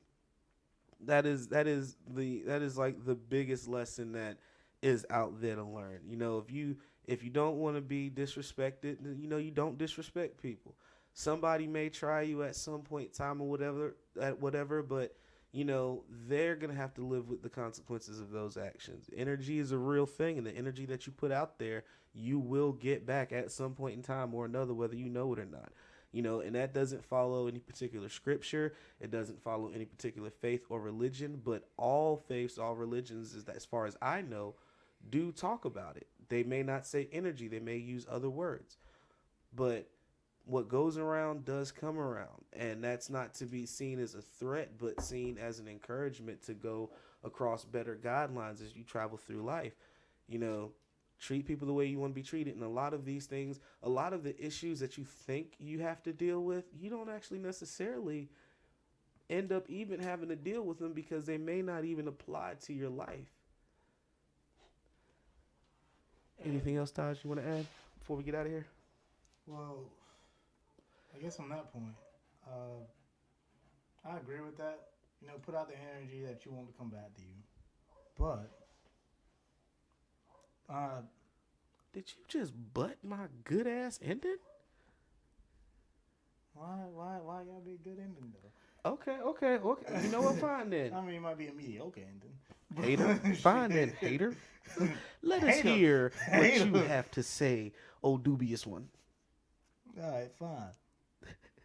My thing is, I agree. You know, put out the energy, want to come back to you. Don't be a dick. Don't be a dick. Sometimes you gotta be a fucking dick though, because people fucking stupid. So, but I will say this. Back to my point about Facebook comment section being cancerous as shit. I see all these people, you know, there's this whole idea of pulling yourself up by the bootstraps in this country. I get it. There's a lot of fucking pride in that. If you started from the bottom in that and you can't fuck up, that's something to be proud of. And that's awesome. But don't look at somebody who was where you were, who basically is where you were, and then say, oh, they need to do the same thing, because you don't know that person. You don't know what they're going through. Oh, that is so true. That is so true. So my thing is, I'm along the lines of put good energy out. If you gotta pull yourself up by the bootstraps, do it. But do not expect anybody else to have the same ability to do what you do. Whether it's their own ability, or whether they have whether they had the good fortune of being born somewhere to certain people, or they have resources the rest of that you basically had. They don't have the resources you have. It's gonna be a little bit harder for them. The skin color is a little different nowadays. I'm not saying it's not like back in the day. If you was born black, you was just fucked. You know, I'm just saying nowadays, yeah, if you black, it's still a little bit harder. It's not impossible, which is awesome. You know, we went from impossible to black people went from it's impossible to, oh, we might have a fucking chance. Nigga, we went from now you have a bottle to spray your Febreze out of. Please understand, we were the bottle at one point in time. Nigga, now we buy the Febreze and spray it on our couch when we were sitting on the couch too long and our nuts sweating and got on the bitch and it's a little funky. Okay? Don't jump in the middle of my fucking shit with that dumb ass. All right, fine. Anyway. But no, because I fully agree with you, because the truth of the matter is that you don't know everybody's walk. You don't know what they've been through. You don't know how things affect them. We are a complete sum total of our life experiences. Which is why I agree with you on that point when you said if that man falls down in front of you and he hurts himself, you're going to help him. Exactly. And I actually want to expand that and say that, you know, people like, if I don't know who's going to listen to this, but if you're conservative and you agree with the idea that, you know, we need to cut the fuck out of entitlements. We need to not raise minimum wage. We need to make sure that immigrants aren't coming across our borders and staying here illegally. I get it. You know, I understand that there's this idea in this country that if you there's this idea in this country that basically you need to have somebody lower than you. Like, you have to be able to look at somebody and go, I'm doing better than them. That way you know where you stand in the world. But what I hate that idea, and that's the line that most of these comments see. That's the line that they tread. But what I actually like the idea of saying, hey, I don't mind this person getting a leg up. You know, maybe I didn't get a leg up, and maybe I had to work for the bottom. Maybe I was lower than them Maybe I was lower than them. And I worked my way up. Maybe I was just a little. Maybe I was at the same level. Maybe I was a little bit above them. But I have no problem seeing somebody else do good. Now, whether they do better than me or not, that's to be seen. But we need we instead of a culture of every man for himself. I mean, because like I said, there's a lot of pride in doing shit yourself. I actually think that we need to do it together. And yeah, I know it sounds very hippie, and I know it sounds very together, whatever you want to call it. I mean, we're a fucking community. We're a large ass community. Uh, According to some people, we're a powerful ass community. Whether you're black, white, Asian, uh, but we, if we do it together, we'll do better. Because right now, this country is really, really divided. I mean, pick a fucking line. We divided. Whether it be gender, whether it be race, whether it be class, whether it be uh, what side of fucking railroad tracks you were born on. But let me. I have to say something though. I have to say something though. This I have to give a butt to that, and the reason why I have to give a butt to that is because, yeah, it, people spend so much time comparing themselves to the next person, not realizing People that will the never only person. stop doing that though. I know, but you have to realize and get to a point where the only person you're in competition with is yourself. Because the measure of success, I remember uh, when Dave Chappelle was on the Actor Studio, right? He did an interview on the Actor Studio, and he talked about a conversation he had with his father, and this just stuck with me. He said that his father said, there's no guarantees if you're stepping into comedy whether or not you're going to be successful. Like doing a podcast or anything of the sort, there's no guarantees that you're going to be successful. But he said one thing that always stuck with me. He was like, it depends. He's like, you're a teacher. If I'm as successful as you are as a teacher, well, then I feel like I've surpassed your success. Yeah, at the same time, you can say that he's measuring success versus his father, but he's really more so measuring success based upon himself. He's saying that if I can make the living that you made in comedy, I feel more than successful because I'm doing what I love. And that's only something that I need to live with. That's nothing that anybody else needs to live with. And I feel that same way in this country. Like in this country, we take so much time comparing ourselves. Like you said, the idea and the thought that there needs to be somebody below you for you to have a higher place. The A best higher sense of example self. I can give you is this. A young brother came to the bar one night. Now, on at the bar, I was working at the bar at this night on this night, and he just was asking me some questions, and he was, we was just chopping it up and everything, and he was like, well, you own your own car, and I was like, well, yeah, I got my own car. All right. He was like, word. He's like, you got roommates stuff? You live with someone? I was like, no, I live by myself. And he was like, word. He was like, see, man, that's where I'm trying to get to. Blase, blase, blase, blah. What ran through my mind was that his measure of success was purely living on his own, having his own mode of transportation, and being comfortable with life. That's his measure of success. That's my measure of success. Shit. But see, at the same time, as I'm thinking about it, I have another friend who's who's way richer than I am. Financially, he's doing way better than I am. He just bought a house. House is over 100 grand. Bedrooms galore. A big ass yard. He can do whatever he feels like, whatever he wants to on this land, this house. He can do.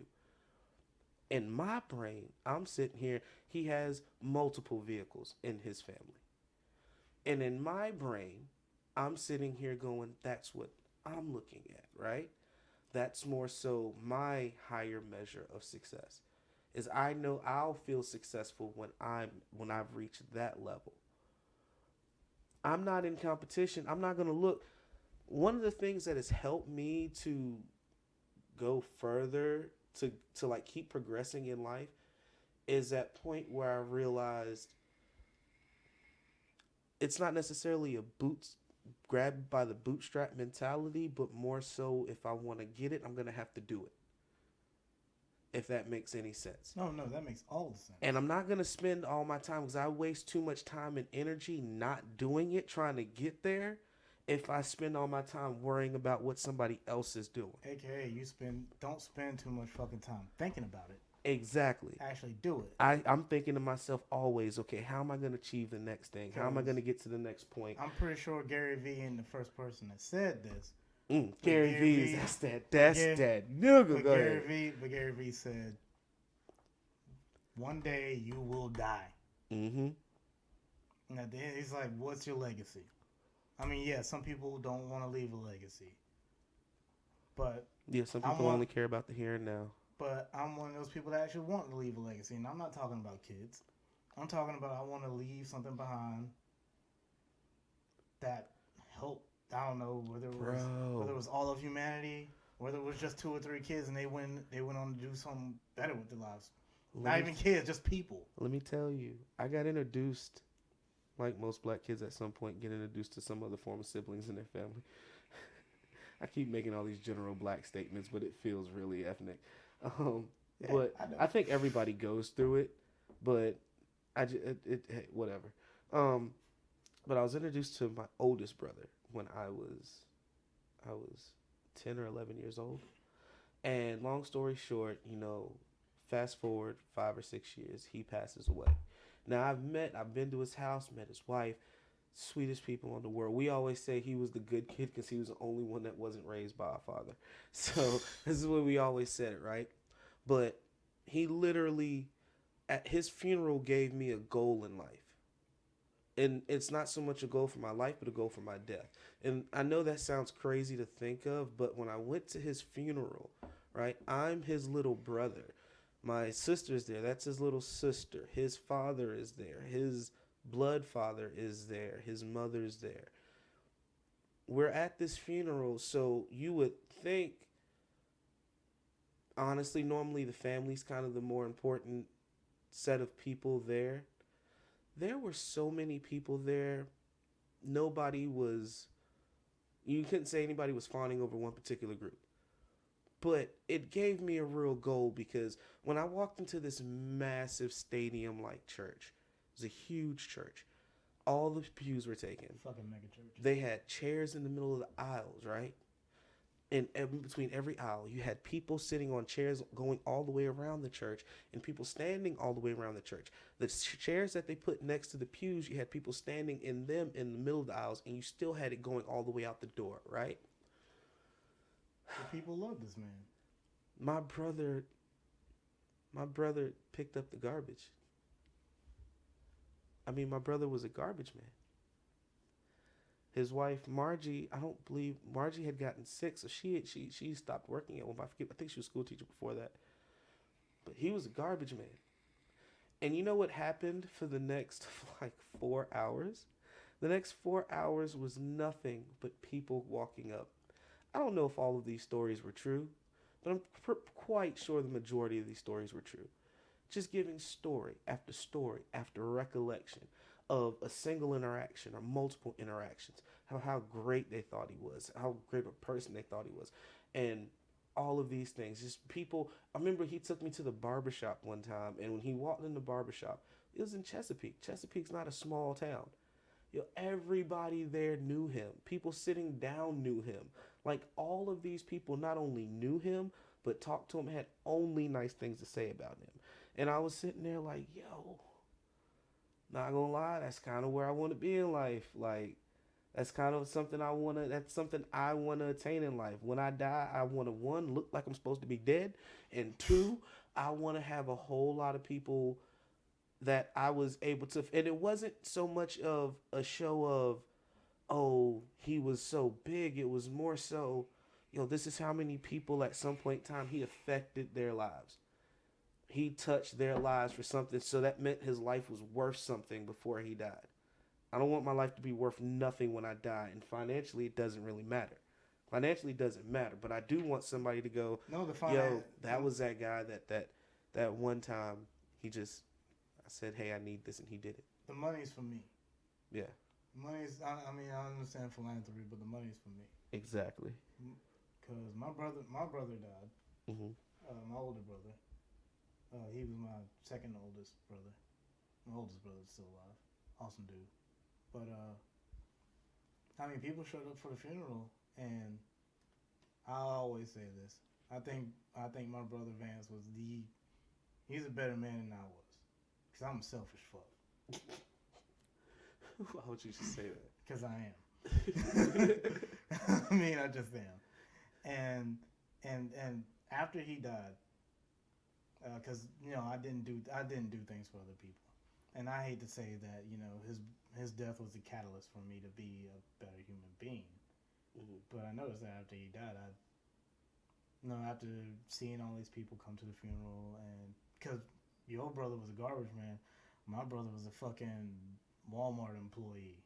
He even had a fucking job for 2 years. Yo, but it's crazy before though. before he got sick.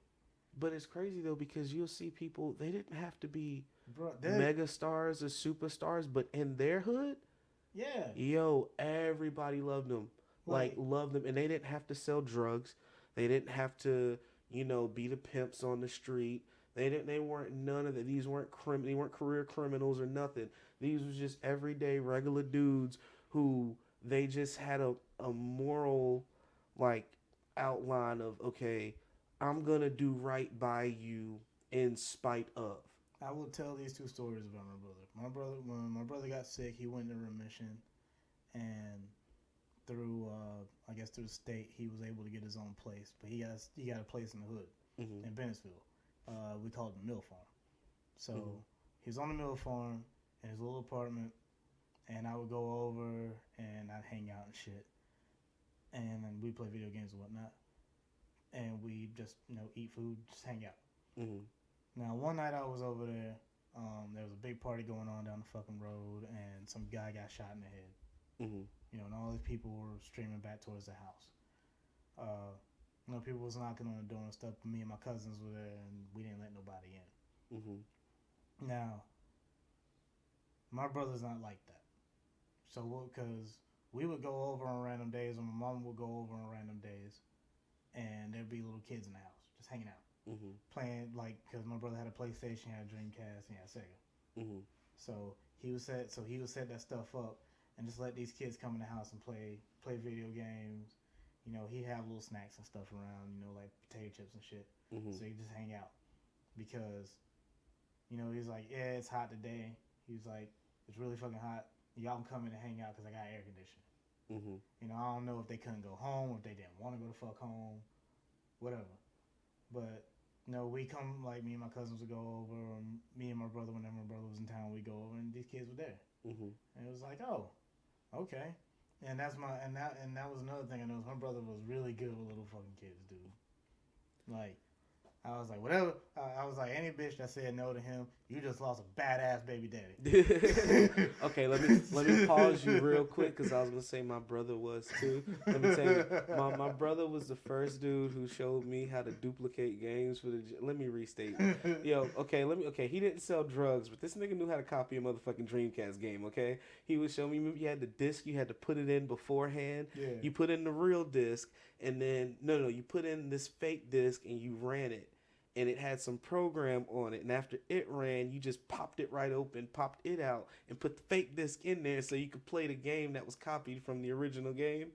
Oh. He was the person who taught me how to do that. And that's what he would do. Like, it was just cousins and shit like that. But there were kids from the area, though, but they were all related through this, that, and the third one or whatever. Some of them not actually blood related, but, the same sentiment or whatever. They were related, quote unquote. Yeah. But it was the same exact thing. But go ahead. But no. And let me tell you this. These are some badass kids. I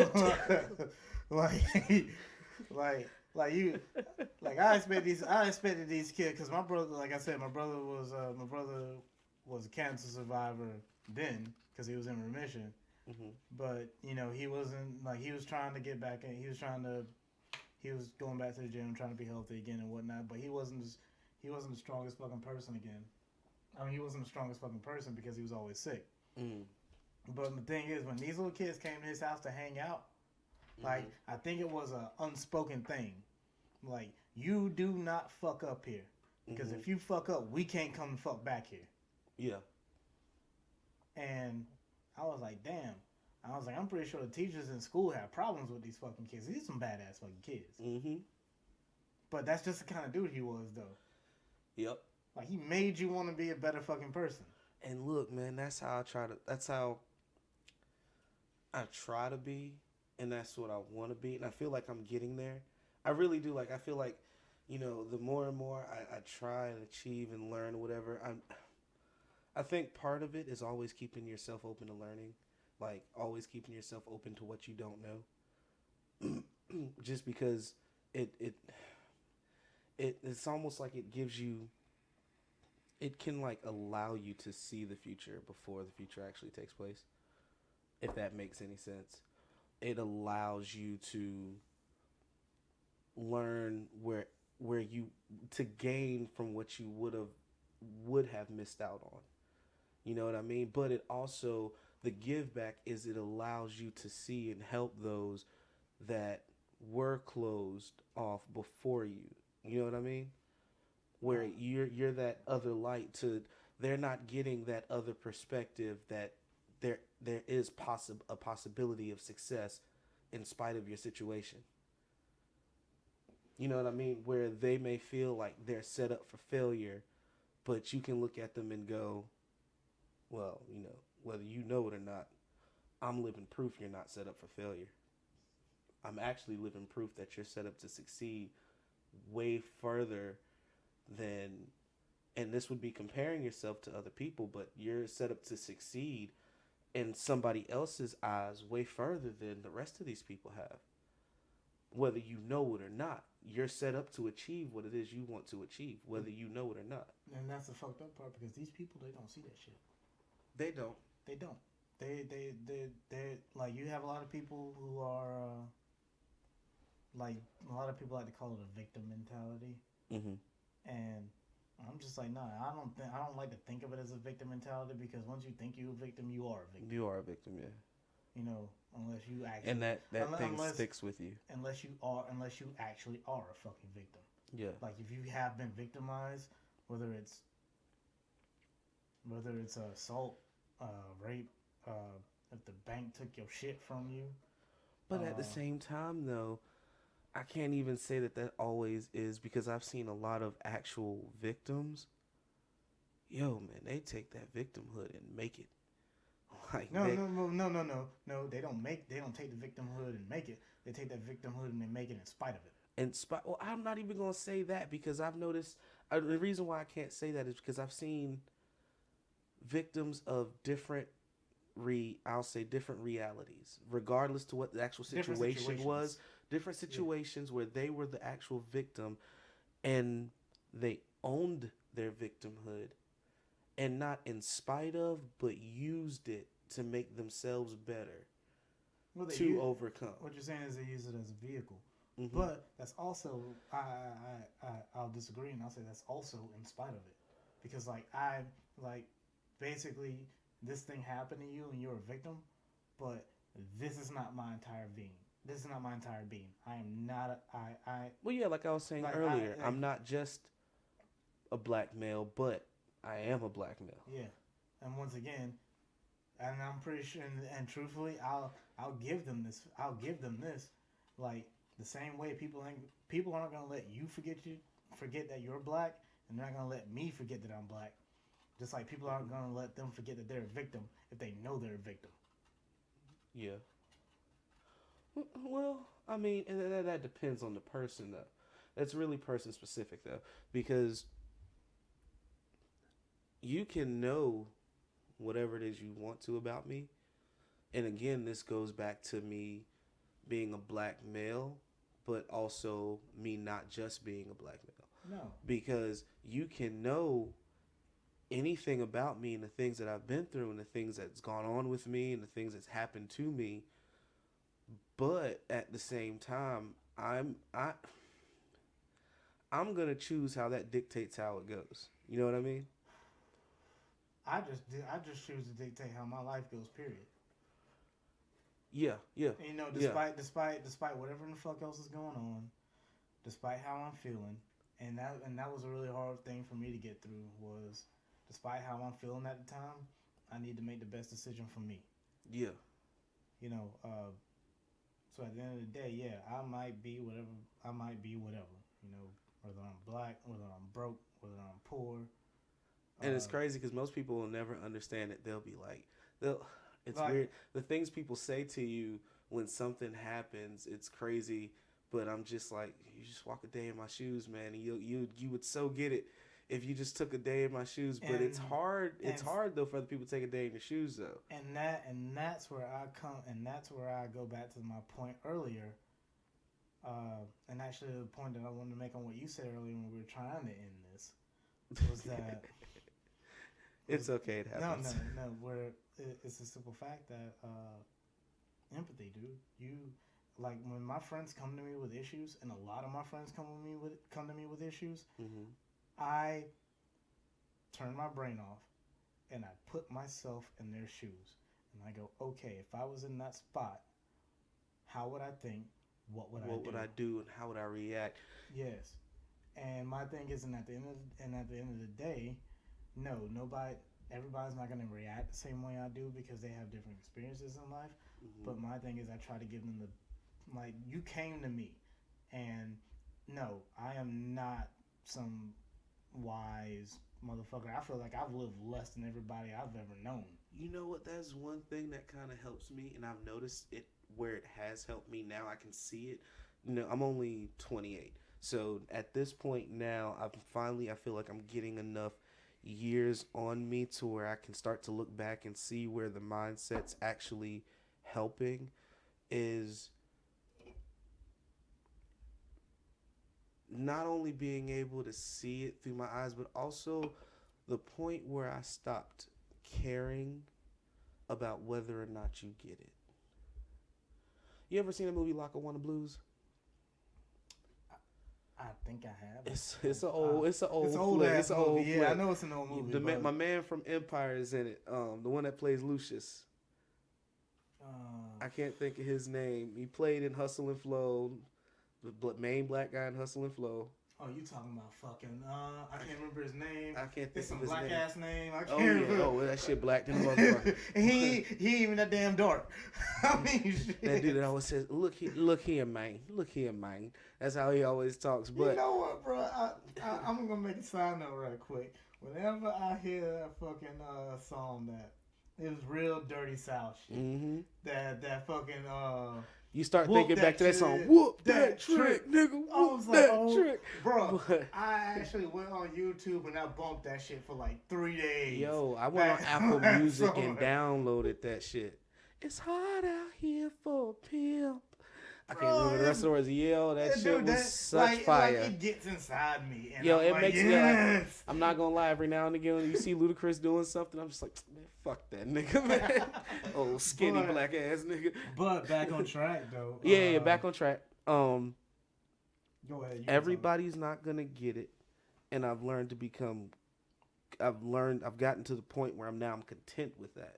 Like I'm content with the fact that you're not gonna get it because I'm getting way more comfortable with getting the movie. This a line she says in the movie, right?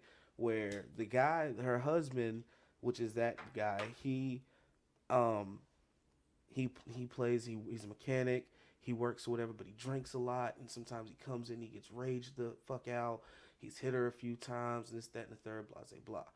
Not saying that the domestic violence is cool, I'm not saying any of that, but what she said in the film was everybody knows her to be a God-fearing woman. Everybody comes to her. You know that in that town, if you need help, that's the woman you want to go to. She's not rich, but she'll get you where you need to be or put you in contact with who you need to be in contact with.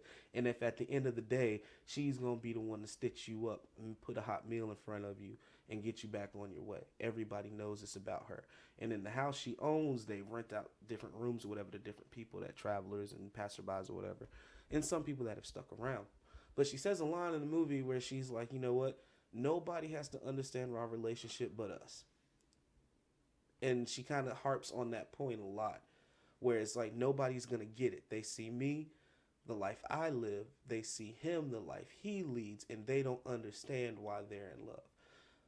That's a great for their love story, but it applies way more than that when it comes to your actual life. Actually, it applies to most every relationship you have with every person, because I have a thing where I can hang out with people and I can be in a really big group, but I'm really, really fucking good one-on-one. Yeah, same. Like one-on-one. If I'm in a really big group, chances are I'm cracking all the jokes. Yeah, I'm cracking jokes too. Keep going. And the thing is, I understand that, you know, maybe at the end of the day, you know, it's shit. You know, you've had a shit day. But knowing that I've helped somebody just because they came to me and they were like, hey, I need to talk to you about this. No, I don't think I'm the wisest person on the planet. Like, if you know me, you will understand that that's something I'll harp on. I'm not the wisest person on the planet. You probably shouldn't be coming to me for advice. But I try to give you the best advice that I can. I'm not going to sugarcoat anything for you. I'm not going to try to make you feel better about a shit situation. But I will make damn sure that less telling you what you need to hear and more telling you something that you can actually act on. Ooh, you better be careful with that shit with me. Yo, look, here's a huge disclaimer. People who know me know this. So if you don't know me, I'm gonna be honest with you, this is the first time you ever hearing this. I'm the worst nigga to come to with relationship advice, especially for dudes. Like, okay, let me restate. For girls, I'm amazing because I understand the mind of most men. There's a few outliers out there, but the majority of men, I get it, I understand it, you know, and I could speak for us. I have a lot of sisters, a lot of nieces, a lot of aunties. My mother's a woman. My sister, you know, my sisters and everything. So, you know, I've spent a lot of time around a lot of women, and a lot of times it's just really hard for us as men to communicate exactly what it is that's going on with us. So I'm really good at that. So, but when it comes, so for women, I'm good. But when it comes to niggas, ooh, I'm going to tell you to cheat on the bitch. That's my advice for everything. Cheat on her. Look, cheat on her. And I know some of y'all are going, why would you say such things? Oh my God, that's so foul. That's so disrespectful. Look, I'm an extreme. When it comes to dudes, just take it to the extreme and you'll always be fine. If you're willing to do the one thing that you know will end it, it's the end all be all, there's no other ifs, ands, or buts about it, then go ahead and do that. But if you're not willing to do that, there's nothing about that relationship that you can't handle. If you're not willing to go to the furthest extreme and risk it all, then there's nothing about this relationship that you can't handle. I promise you, you got it under wraps. It may be irritated. It may be annoying because we know she has friends, and we know you don't like none of them motherfuckers. Either you don't like them at all, or you want to sleep with each and every last one of them, or a majority of them. It's one of the two things. But if you're not willing to go that far, then that means whatever it is that's annoying you just isn't that important. You can figure out a way around it. Man up, okay? Grab your nuts and go figure out what's going on in your relationship. But as far as women are concerned, I'm a great manictionary. Yeah, you give it away the fucking playbook at that point. Huh? You give it away the playbook. Hey, look, but see, I'm not saying the playbook is supposed to be an end all be all and that we have these great fucking secrets about how men work. No, what I'm saying is, you know, we can read it. We can read it, dude. I don't care who you are. Like, we know what you about. We see you and we go, oh, he fucking up. He fucking up. This is why he's fucking up. Oh yeah, this is why he's fucking up. Oh, he trying to pull. You doing it wrong. Yeah. Or he did it right, and we just impressed. But I'm gonna tell you the truth. I'm gonna tell you the biggest truth that I found though with most relationship problems is that it's the breakdown. It's not necessarily. It's having the ability to completely break down a situation to its core, and then give an objective thought and opinion about what's taking place. Which is why that's the. Oh, go ahead. I'm saying that's the easy part because my thing is if it's not my relationship, boy, I can break that shit down like it's nothing. I'll pull it apart. And I'll lay out the pieces, and I'll go, okay, here's this, and this. And my thing is and I have a lot of female friends, so they'll come to me and they'll go, well, this is going wrong and this is going wrong, and I understand that it's from their perspective and they want to blame the dude, but my thing is always, even when the guys always ask, what did you do? What did you do in answer to whatever they did? Mm-hmm. Are you actually being mindful of how you're acting in a relationship or how you are reacting in a relationship? Because that's also important. Reacting is a lot more important than how you're acting. Mm-hmm. Because that's the biggest lesson for dudes. That's the biggest look, dude. Look, I can tell you right now. Look, if you want to continue to mess up your relationships, Donald Trump every situation. Just Trump that shit. My thing is so far left. Don't think, just react. Just react. I promise you. Don't worry. You'll talk yourself out the booty. If you want that relationship to last, you better learn how to Barack Obama that shit.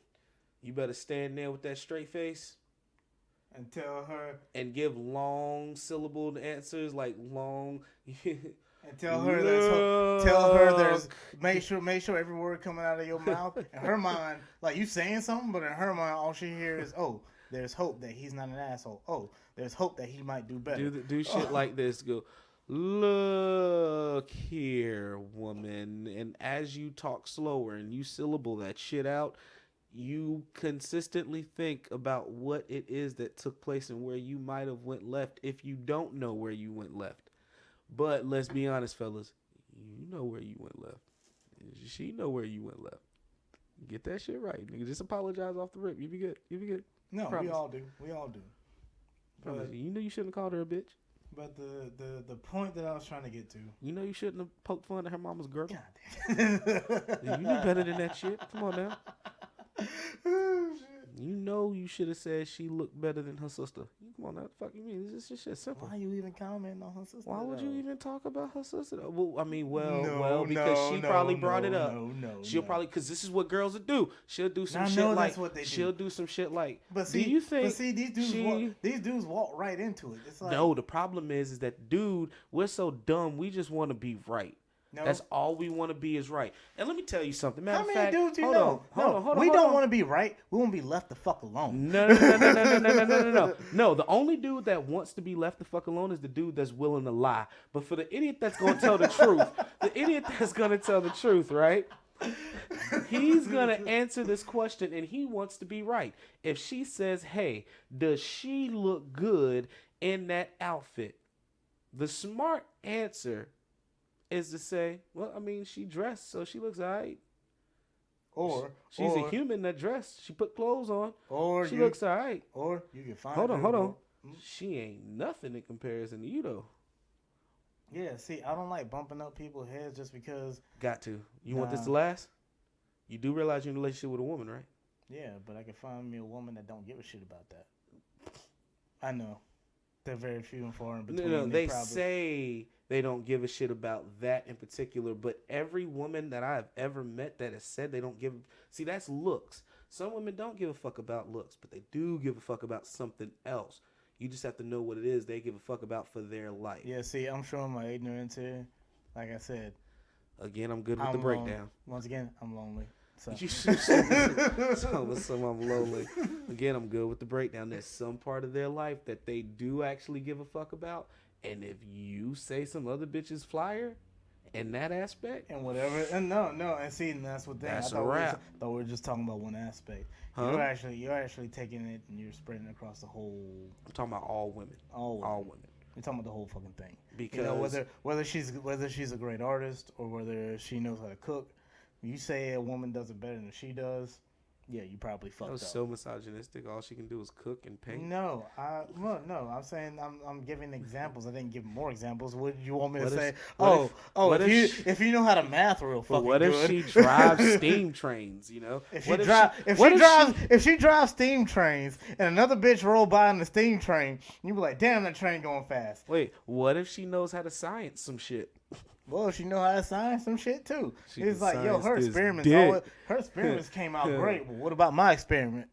Well, yours don't. But see, that's fucked up because you can't use science because All that's I'm gonna always say an is this: experiment. if Yeah. Sarah Beth's science experiment is okay, is if Sarah Beth is the bitch you trying to fuck, and her science experiment isn't as good as fucking Tristan's over there, you better say Tristan's ain't shit in comparison to Sarah Beth's, okay? Because Sarah Beth's will fuck you up. You ain't gonna have no more girlfriend. Yeah, Okay, but she might not give a fuck if her hair looks better than her, but best believe she gives a fuck about that science experiment. no, I get it, and I get it. I understand that. I understand that. Yeah, I'm wrong. I'm gonna sit here and say I'm fucking wrong. But you know what? I'm gonna go ahead and say the point that I was trying to make earlier. We all need to work together. Mm-hmm. Like with the whole trying to be a better person and leaving a legacy,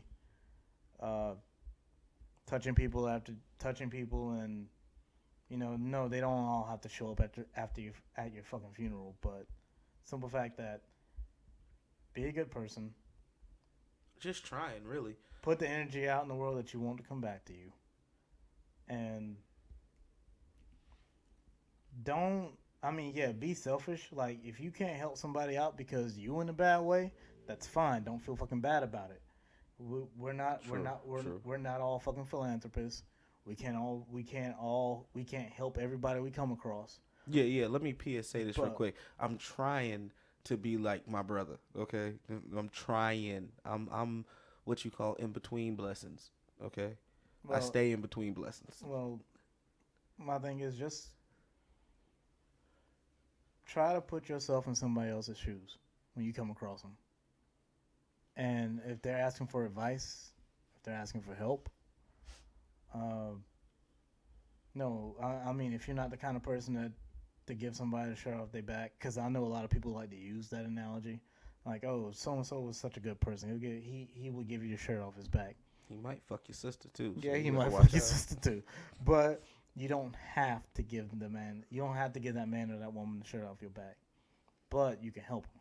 Sometimes it might just be something as small as kind words, encouragement, taking the time out to actually listen to a person who nobody else has been taking the time out to listen to. There are a lot of people who have made very left decisions when those things could have been avoided had somebody said, you know what, You probably shouldn't do that. you probably shouldn't do this. You know what, the thoughts and the way you're feeling right now are important enough that we need to take the time out, sit down and talk and discuss what's going on with you so that we can figure out a better solution for you. Because this right here just ain't gonna cut it. And that's another point I also want to make. Not only like I can say try to be a good person, but that's a very fucking that's a very broad statement. My thing is show a little more empathy. Well, no, that's not too broad. Try. Try. The biggest point is try. But see, some people's idea good, and other people's idea good ain't the same damn thing. Yeah, but okay, look, we all in different walks in life.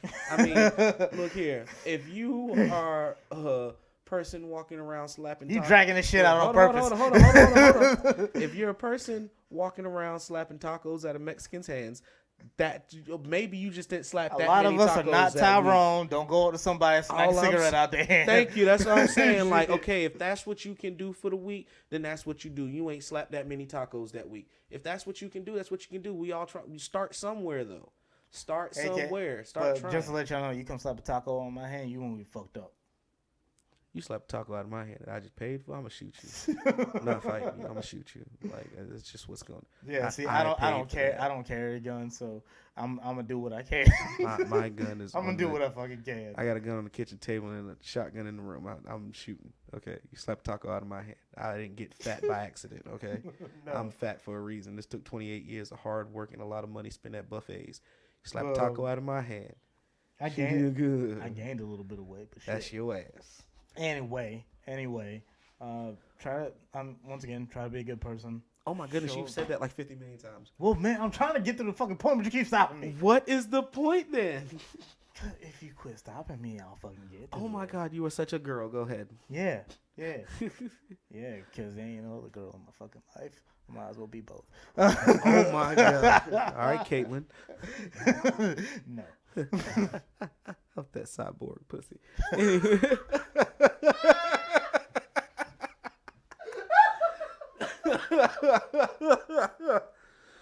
I want to put a disclaimer out. We do not discriminate of anybody of any gender that they were born with or turned to later. I just want to state that was hilarious. Matter of fact, I think we're going to end it on that note. It's been fun. It's been real. This is Sessions with T. And you guys have a good evening. Or morning.